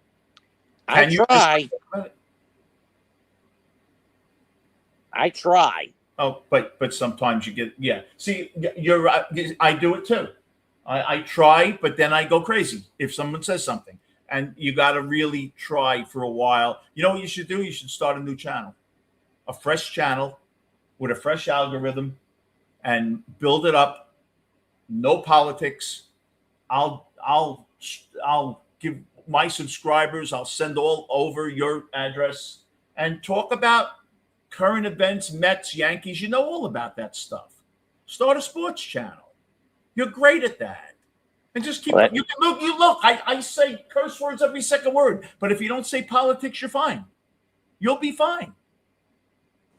I know it. Bite your tongue and don't mention the politics. And come up with a new cool name for your sports show, and we'll bounce it around up here, and we'll get it going. You're very knowledgeable. Look, with the Knicks, you're knowledgeable, and people like that. And you were from New York originally. How great is that? You can do it. Don't get down, and do it yourself. You don't need that with them. Let them do all their left shit. You know what's interesting? What? The left is still like strong, and Trump's president. Can you imagine if Harris would have won? Would have been a nightmare. Would have been like fucking Planet of the Apes here. I've been Yeah. screaming at the Statue of Liberty. Look what they fucking did. Is Yeah. that gone? No. Off the wall, or was it caught? No, they're foul. He's had some good at bats, though, Lindor. He's getting some good swings. His timing's not there yet. He's either late, behind, or in front. What do you think's wrong with Tobias Myers, Seth? Did we fuck him up? I don't know. We fucked Warren up. And I think we fucked him up too, because Tobias Myers looked like fucking Ron. He looked like Mariano the first month of the season. Well, that's the problem when you have managers. You don't trust their starters to go beyond 6 innings. You're right. Now look at this. I was told by someone very close to the Mets, and off air, I'll talk to you about who it is. That the Met front office, someone in the office, leaked to Mike Francesa and to a bunch of people about Lindor possibly getting traded. So teams would call Stearns. Stearns didn't want to embarrass him by calling, and it gets back that he's shopping Lindor. So they put it out there that Lindor was maybe available. So Stearns feels the calls and says, no, they're calling me. I'm not offering you. I was told that happened. Someone reached out to Francesa and did it. That was probably someone. Well, you know what, honestly? I don't think Beltran would do it because Beltran's probably his friend. I don't think it would have to be one of Stearns' guys. Who's the snitch is the question. I don't know. Well, but it was planted. Well, Scott Boras was known for that. Boras used to be, he leaked information. This team's after me. This team. No one was after anybody. I just thought I should let you know what happened. I'm out of here for now, Matt. What's the matter? Where'd you go? I just thought you should know what happened and why. Oh, well, feel better, brother. All right. Okay. Yeah, that's terrible. I can see he's upset. Don't be upset, Seth. We will try to build you. Seth has a big personality, and I think he'd be terrific. And he definitely would clean up if he had to. I get him going too. That's why he goes. But we'll get him on here when I have the sponsor, and we'll keep it clean, and we'll put his link in the chat, and some people be nice enough to join him and try to get him going. Because he's a good kid, Seth. And again, I call him kid because he's younger than me. He is a good kid. You could see. He doesn't mean anybody harm. He gets passionate. He's like me. He goes crazy. I don't know about you, but Benj, to me, looks like he needs a day off. Benj looks a little slow.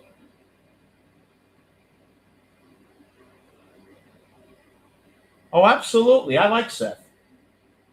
Look, people ask me to come on here all the time. I wouldn't let Seth on unless I liked him. I wouldn't. I like him. I think he's passionate. And you know what the thing about Seth? I think he's real. I like honest people. And I think Seth, what you see is what you get. He's not running for office, and he's very, very real.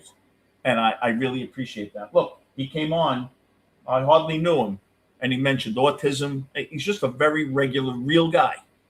And I really respect that in Seth. And Seth will land on his feet. We will definitely help him because I think he's a good kid. And we all stick together here. That's what we do. That's why we all hang out every night. Again, I love Wardy. I love Ryan. I love all those Met channels. Go check them out, especially Wardy. I'm sure you do. Wardy's a good kid. I like Wardy. He's a hardworking kid. He has a son. I don't know if he's married, but he's really working hard from a young age. And God bless him. He has a great work ethic, and he really takes it seriously. Every couple of days, I play his short.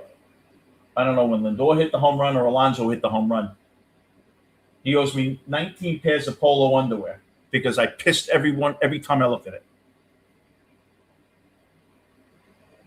Look at this hair Lindor has. I should get extensions.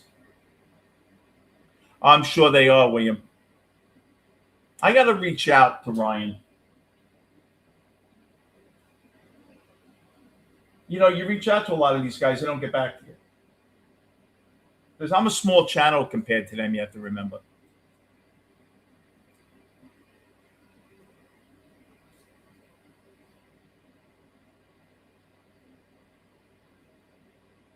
If you know David, you ever hear of David Sampson? William?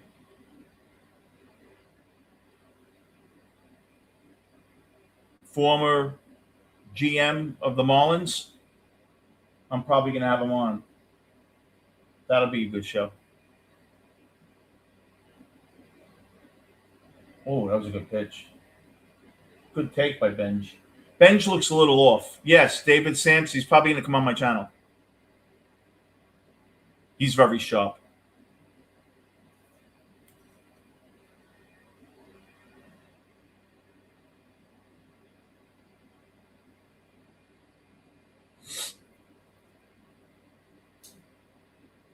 Yeah, I think his father-in-law.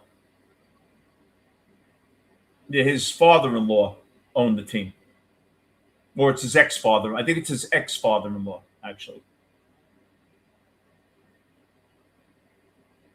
Yes, Dave Sampson is one of the smartest guys you'd ever want to meet. He might have a stock brokerage background, actually. I'm going to try to get Omar on here.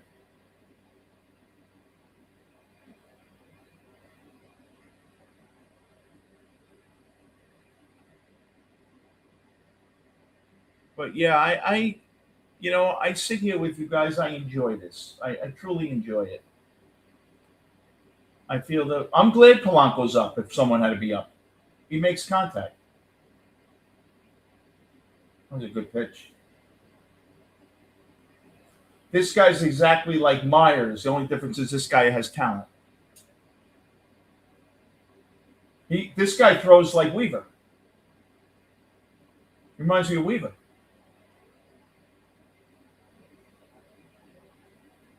Look at that play. I want this first baseman. The Mets are going to target this guy. They're going to try to get this guy. Yeah, I worked with Omar back in like '85, I think, at the jukebox. We were security. We were bouncers. He went and got the job at the Texas Rangers. I think he scouted Sosa. I think he scouted Sosa, Omar.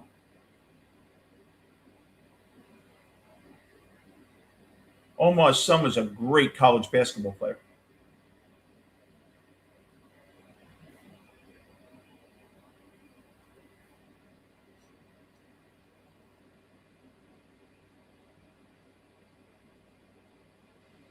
I have a recording from the World Baseball Classic. My friend was on the phone with Omar.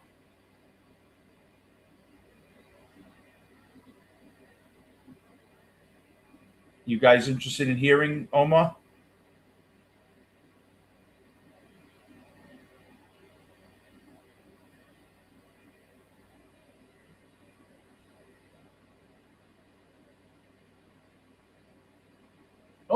Oh, yes. Nah.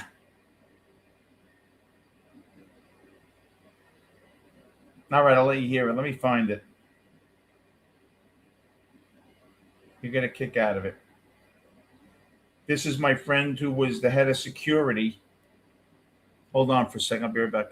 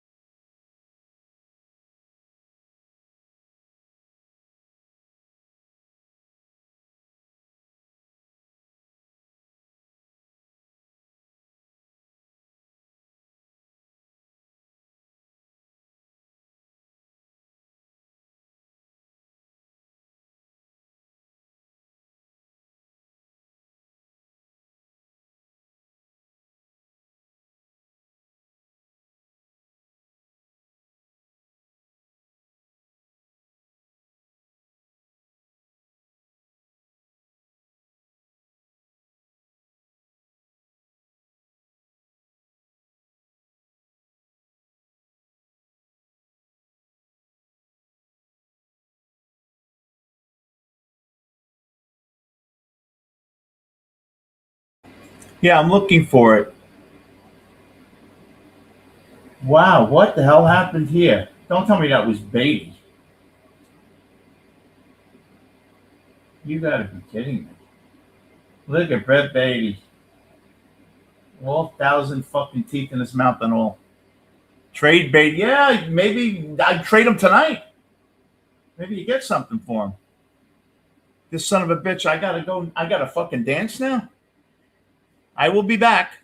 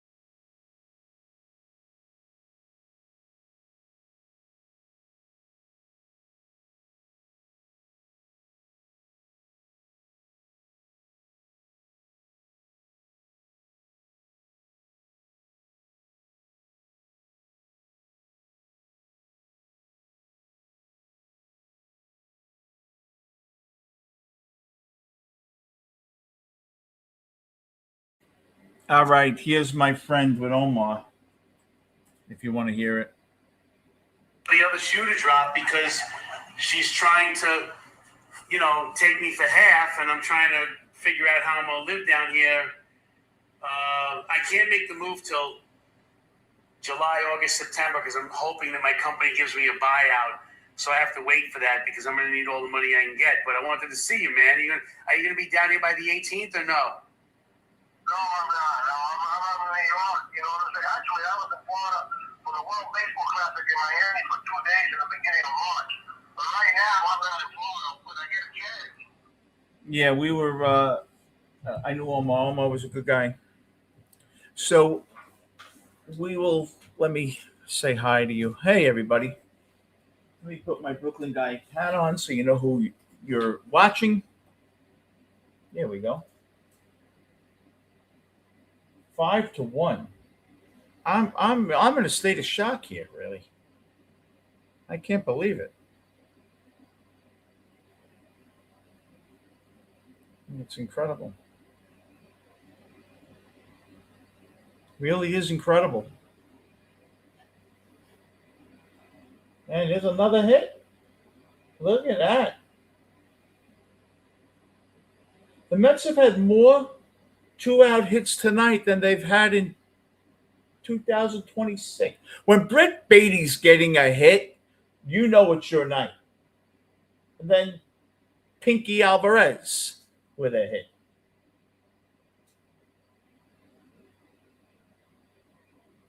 Good base running by Beatty. He got right off. Well, he's so strong that he was able to get that over the infielder. Usually that would be a ground ball to short.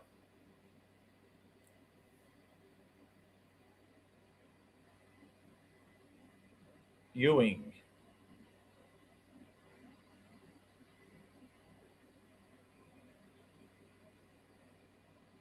Good pitch. I might have to actually do a dance for you tonight.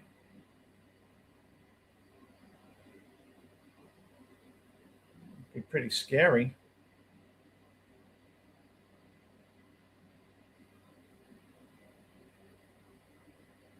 Yeah, Vientos will get a hit.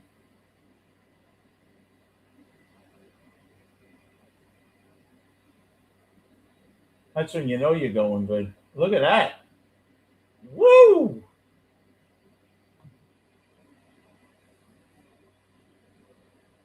Ewing is so good.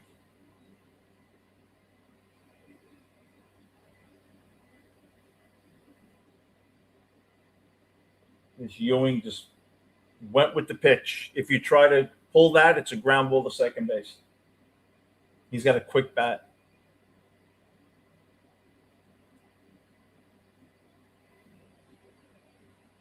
Yeah, Ewing is unreal. It looks like Alvarez is even slower now than he used to be. They walked Soto. What chicken shit? Get the fuck out of here.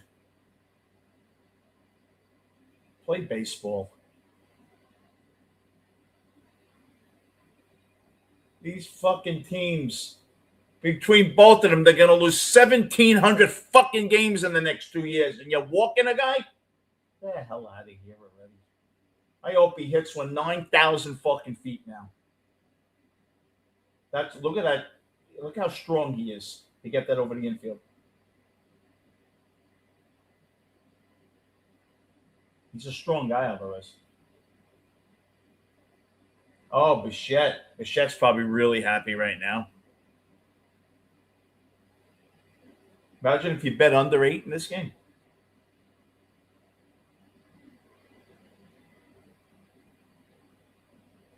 Bichette usually swings at that pitch.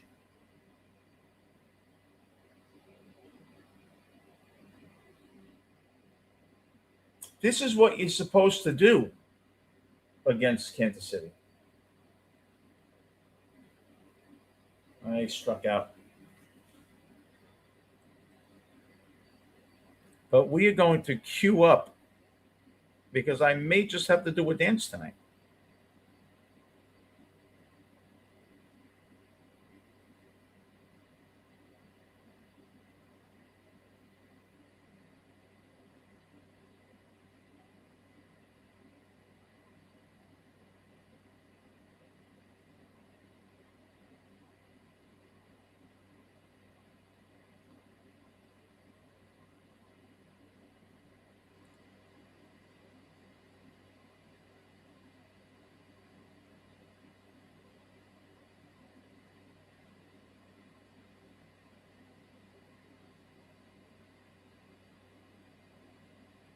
All right.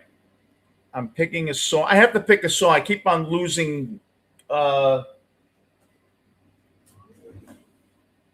advertising because copyright strikes. Let me pick a song that I did, which sucks, but it's a song.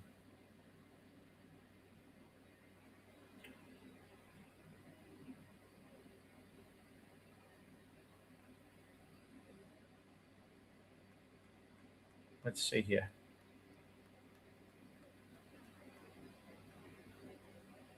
What am I going to do?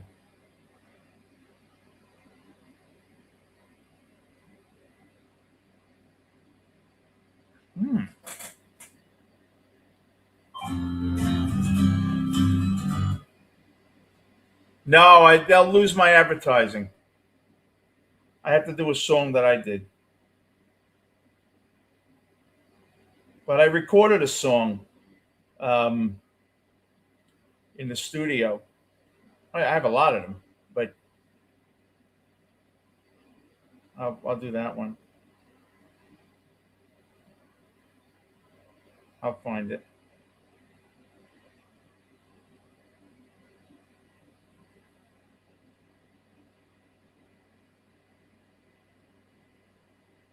hell is it?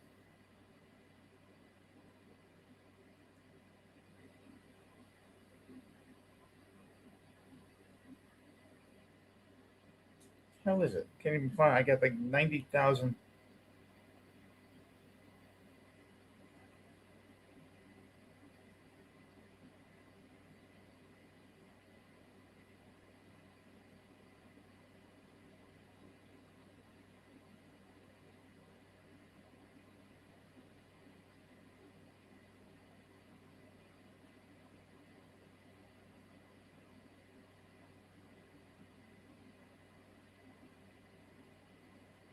The hell is it?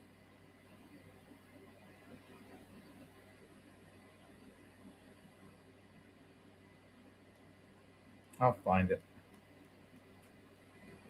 Nick Lofton.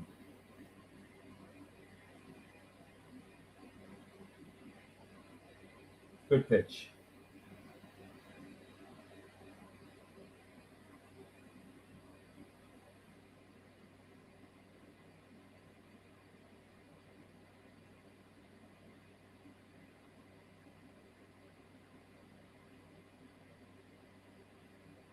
Harold, well, you're a lot like you.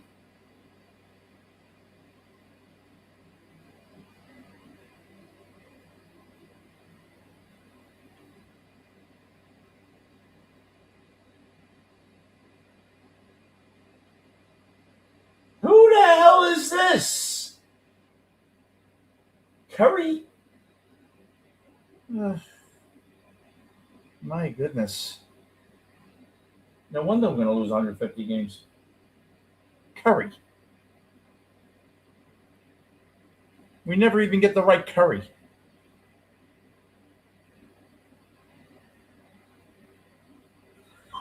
Virgil. Oh, it's horrible. Okay.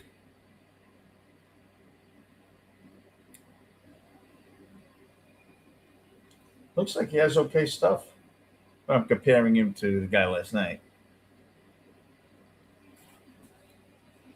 Look above, I will. Where is Curry's stuff?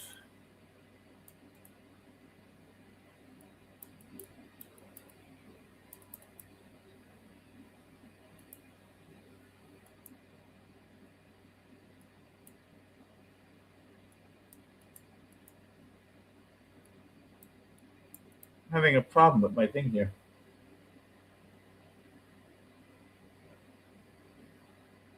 Is 2 out.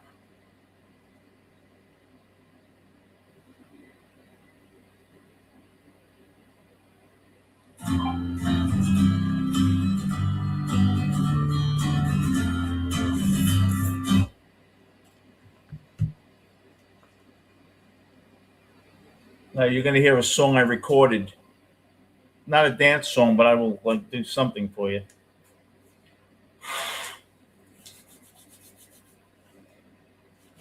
I was looking to try to get my mouse isn't working here.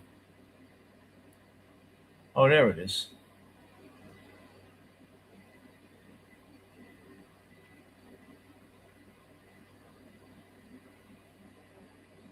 Thank you, William. William's like Francesa on here.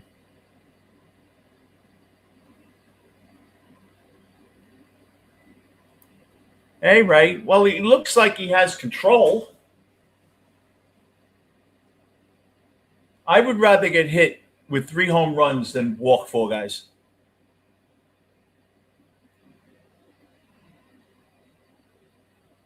And when you win, and on here we support Seth, right? We support each other.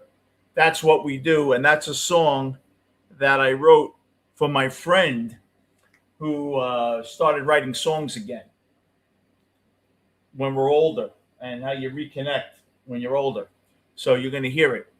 We may have a win, and you're going to hear my song. That's what we do, because that's what we do here.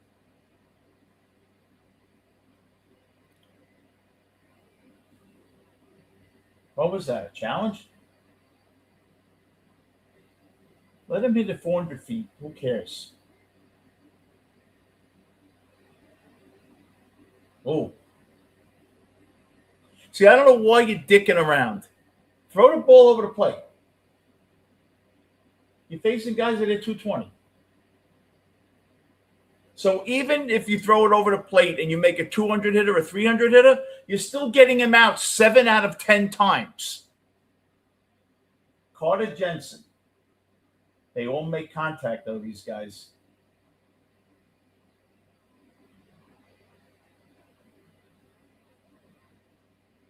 Curry throws like Marcus Stroman. And he's still smiling when Lindor.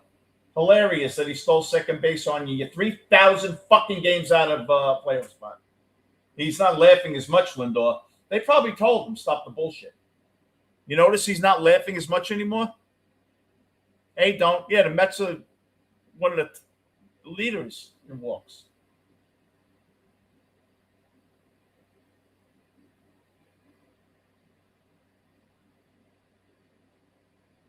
Good pitch.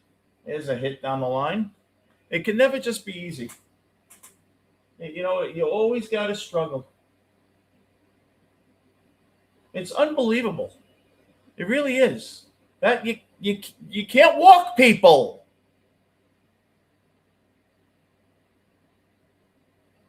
This is how rallies start.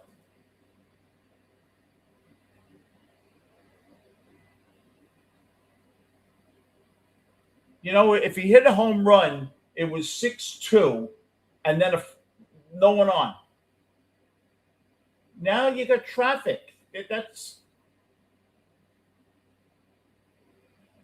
And now you have to waste Weaver to throw pitches in the dugout, in the bullpen. It's ridiculous.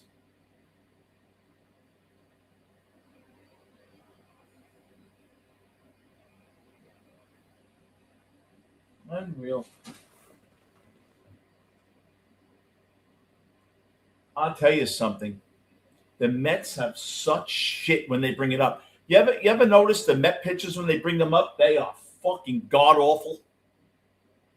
Right? You see a new pitcher with the Braves, they'll give up a hit, they'll strike out one. Met pitchers give up 4 runs on 5 hits in a third of an inning.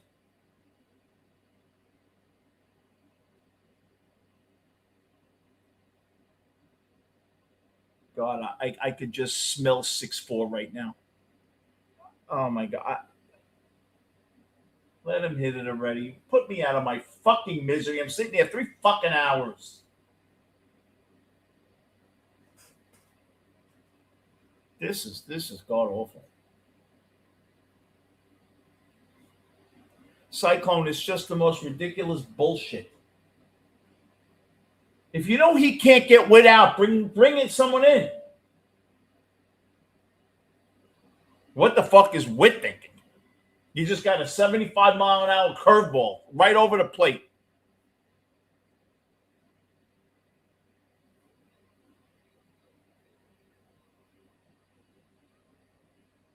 Good pitch.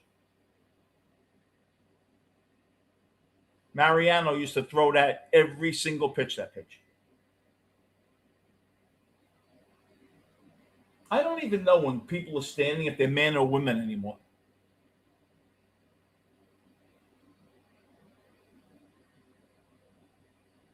And just missed a home run. I'll tell you, the Mets have the Mets have no minor league pitching. This is terrible. They have nobody. They better just keep on asking for relievers when they trade all these guys, because the Mets just have no pitching at all. They have no one that can get a guy out.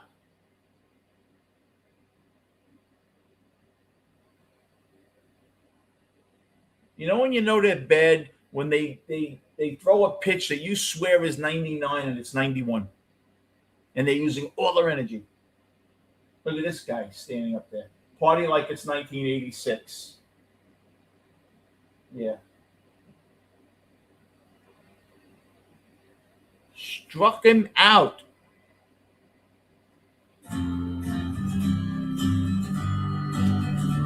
I wrote this for my friend. You pick out your words like pennies from heaven, and sometimes my head. I don't know if I'm ever gonna sell out here from the place I sit. Stars are made and stars are broken, but I know these words are true. That they put their pants on one leg and another. It sounds like me and you, 'cause that's what we do. Oh, me and you. All right. Yeah, I used to box, guys. If you watch, still, that was 2 shots. So, let's go Mets. We win. I'm going crazy. We're 90 out of first, and I'm there. I'm dancing like a fucking jerk off. Thank you, Thomas. Let me tell you something here. You know why this is important? This from your boss when your boss is a fucking scumbag and breaks your balls every minute that you see him at work. But you do a good job, and he goes like, he's standing there when you're on the phone, and he hears you do something good, and just doesn't say anything, he just goes, you walk around like you just nailed Christy Brinkley. Because it's like, yeah, he still hates your guts and thinks you're a piece of shit. But you know what? For that 1 second, you made believe he liked you. Well, for 1 second here, we almost believe that we root for a Major League Baseball team. You hear me?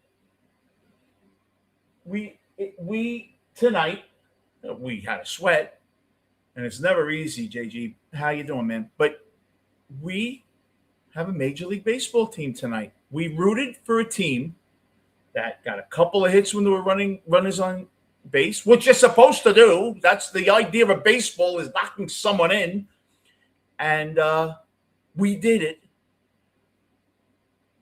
Our rookie came up and took a couple of minutes off our lives down the line. I guarantee you down the line, if you add up the minutes that the Mets took off your life, you would have lived another day and a half probably if you weren't a Met fan. But bottom line is we are Met fans, right? If candy and nuts was sugar and guts, whatever the fuck they say, we are Met fans. That's why we're here 3 hours. And it feels good. It's like the ugly girl saying, you're cute. Well, you're not, but thanks anyway. You just made me feel good. You know what I mean? We actually feel that we're not rooting for total shit, and we're not assholes for being fans of total shit. Tonight, they won. They actually won a game. Scott gave us 5 innings. I wish it would have been 6. Wish I was 6 feet also. But you know what? I'll take it. He's coming back from Tommy John. I'll take it. Whatever this guy's name was, came in, made us sweat. They scored 2 touchdowns. But,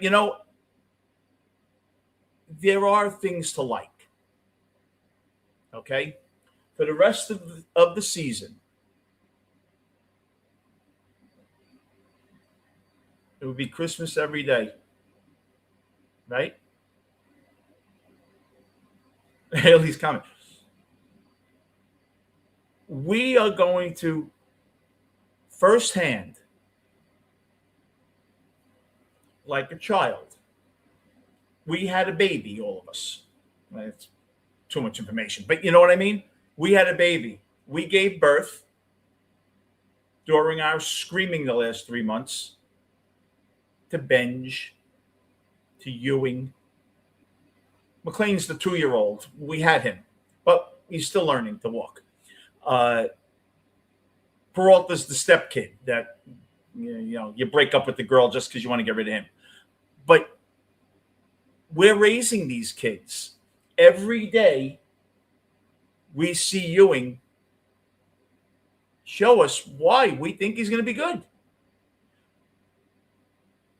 Well, I pray Beatty gets traded in the worst way, but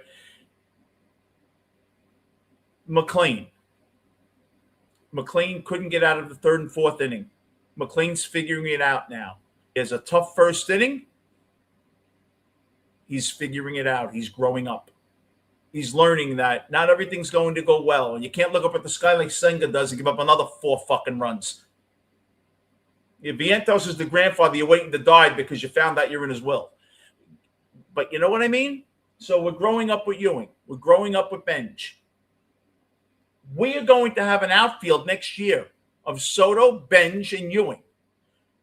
Hey, Ed, you show me 3 teams that have a better outfield prospects of Ewing, Benj, and Soto. Talent-wise, show me a better outfield.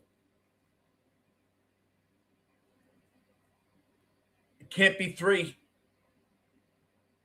Because when you give me that outfield, Soto is the best outfielder of any of those trios. And you're going to have 2 guys at 23 and 22 years of age that can steal 35 to 40 bases, that can hit 15 to 20 homers, and in their rookie seasons are hitting over 260. And they don't even know what they're doing yet. Ewing has 9 stolen bases in 50 games.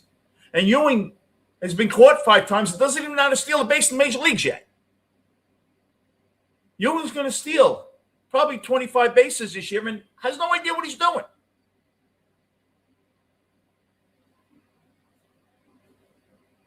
I think that's pretty good. If you go through the catchers, 260 is the new 300.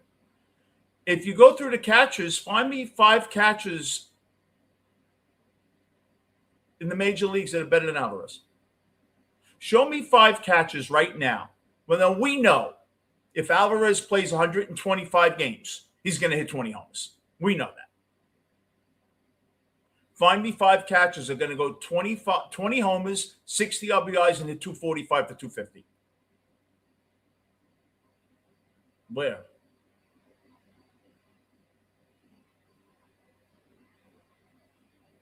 Of all the teams that are looking at World Series, the Yankees have no catcher. The Phillies, Real Muto's terrible. There's no catchers out there. We have a 24-year-old who, at the very least, is number 10 out of 30 in catchers. He's better than middle of the road. And maybe he can learn some defense. But you have a top 10 catcher probably.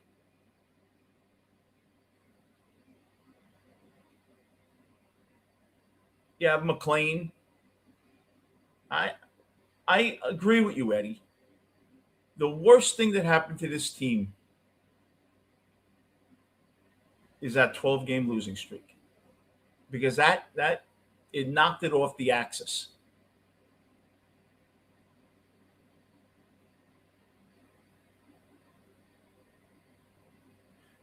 JG, yeah, Ewing, let me tell you something. If Ewing started the season, Ewing would have been an all-star. I think Ewing is better than Benj. I think he has a quicker bat than Benj. Benj has the arm. And Benj projects to have a little more. Benj is going to be Brendan Nemo. That's what Benj projects at. 20 to 25 homers. He's a better outfielder than Brendan Nemo. But that's what and he's going to be able to steal bases. Nemo couldn't. But that's what he projects as. Between Conforto and Nemo. That's what and if you get lucky, he'll be Hunter Pence. AJ Ewing actually Benj, if he really works out, really works out, he'll be Carl Tucker. If he doesn't, he'll be Nemo. Not bad. But if he really hits the ceiling, he'll be Carl Tucker. I think Ewing can be Jacoby Ellsbury. I do. He's got all the tools. And the thing that usually comes last is the power. Look at any major league ball player. I'm not talking about the power hitters that project like Alonso. Altuve. Nemo was a 10, 12 home run guy. Right? The power comes last generally. And this kid already in 50 games has learned how to turn on the ball, the inside pitch, and elevate it. Brett Beatty's still trying to learn it in 6 years. If you notice, Beatty, those line drive doubles in the gap, they'd be home runs if he lifted. He can't lift the ball. At 21, Ewing has already figured it out. I think the sky's the limit. Let me turn I'm going to have fucking pneumonia tomorrow. Let me turn this on.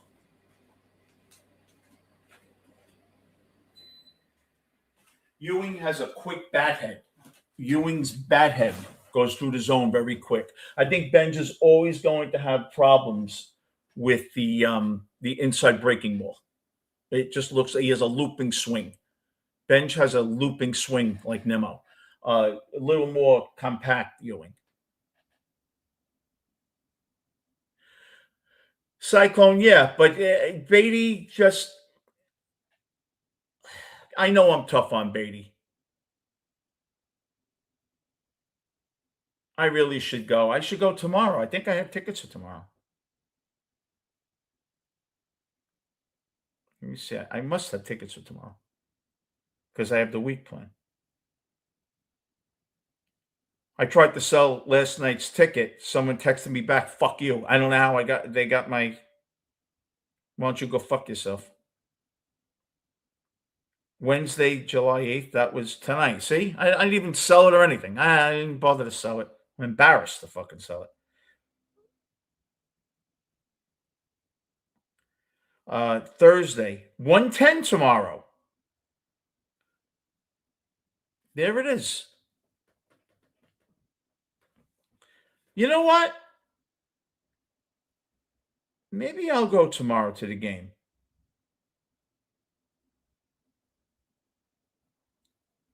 I'll probably come on 45. I'm only 15 minutes from there, so I'll be on a little late. Unless I do it from the car. I could actually do it from the car, the post game, which would be cool, actually. I could do it from there. That would really be cool. And then I have the 27th, the Braves, Monday, Tuesday, and Wednesday. Wednesday I teach at 1:10, so I can't go to that one. You know what? I may just go tomorrow. I might go tomorrow. I don't know, but I think we have a lot to look forward to. I know it sounds ridiculous, but we do. Seriously. You know, having rookies like Benjamin Ewing. First of all, how many teams have two rookies like Benjamin Ewing in the outfield? I can't think. I'm being serious. I don't know. But I'll tell you something. It was like having Nemo and Conforto again in 15, right? Nemo and Conforto, they projected to be really a nucleus, and they were for a bit. You know, Conforto got hurt. Conforto was going to be good. He got hurt. You know, when you hurt your shoulder, you're not the same. And he had bad dislocation. But you know, what do you think? Nemo and Conforto, 10 years down the road from now, are Benj and Ewing going to be better than Nemo and Conforto? They look it. I know a lot can happen. Oh, you just ruined my day tomorrow now, Joe. Mania. My friend loves him, says he's a nice guy. But look, we have a lot to look forward to. Now, who knows what Clifford's going to be? I think the Mets are hoping Clifford could be Lucas Duda. Clifford strikes out a lot. But, Darryl Strawberry came. I'm not comparing them as prospects. Darryl Strawberry struck out a lot. Jose Reyes struck out every time he was up. So did Strawberry in '83. They picked. I think it was like 2 weeks into the season they brought Strawberry up in '83. I think, and he struck out every time he was up. That's what I'm impressed with Ewing and Benj.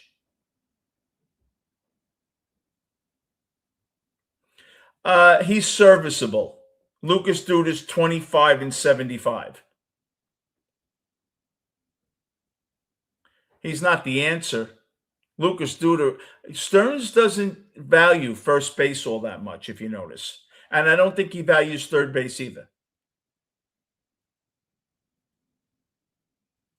He doesn't value third and first base. That's why he didn't care with the defense. He wants outfield defense and speed. That's what he wants. And now he has the outfield defense and speed with 2 of the 3 in the outfield, and he has a Hall of Fame player next to them. I'll tell you, next year, if we had a full season from Bichette, we need a first baseman.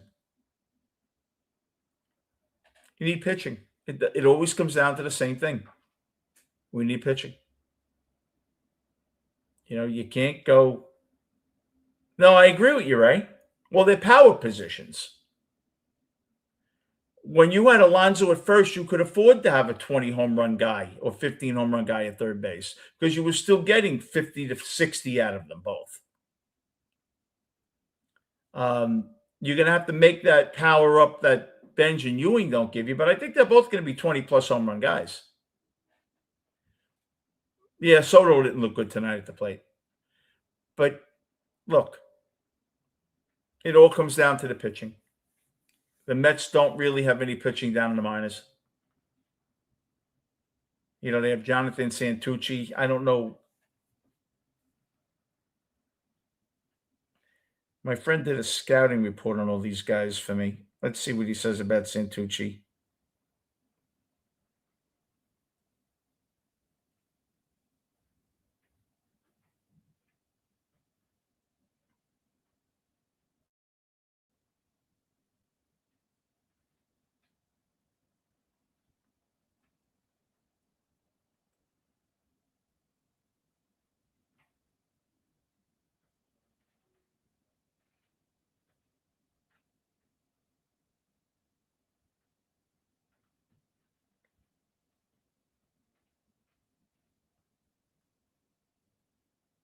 Let's see.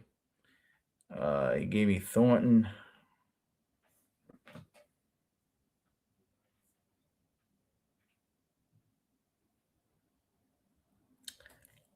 Okay, this is what he gave me on Santucci. Strong strikeout rate, then really tough April.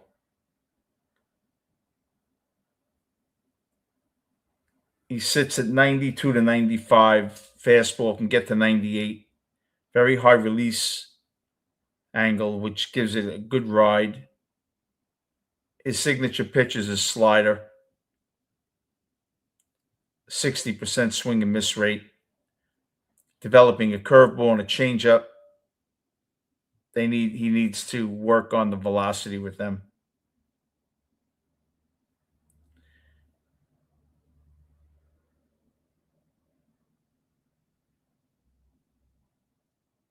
He reminds him of Detmers, the pitcher Detmers. And he looks like Rodon when he's really pitching well.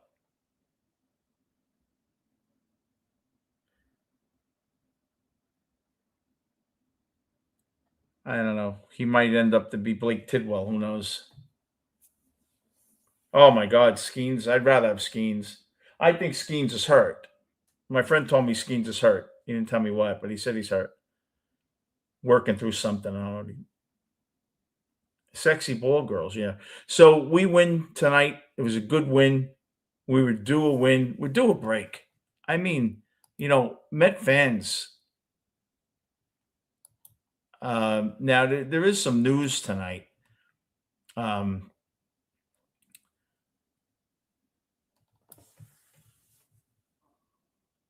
Tobias Myers is going to stay up here.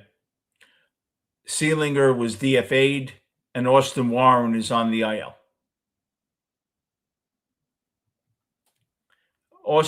Tobias Myers, I thought he was much better than this. He's been terrible, Warren. And I don't think he's hurt. That's just time to bounce back and rest. Seelinger, oh my God. I don't remember really anybody pitching that bad. He was terrible.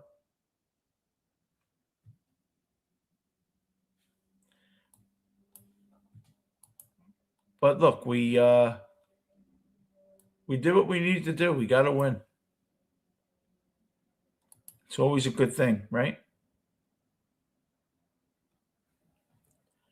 So tomorrow, I've heard there's something wrong. I'm not sure what, but he's dealing with something. He doesn't. I don't think he knows what, but he said he heard from trainers that he's dealing with something. Thank you for coming in. Once again, my news, I'm going to be sponsored by DraftKings come August, and I'm honored. God knows what they're thinking, right? And I will probably go to the game tomorrow. Maybe I'll do a live from there. All right. But thank you, everybody, for coming in. I know you've been here a long time tonight. And, dealing with me. I can't deal with me. I can imagine how you can. Now I'm going to put out my shorts. Hopefully you'll watch them. Give me a like if you don't mind. And I will see you tomorrow. Have a great night, everybody.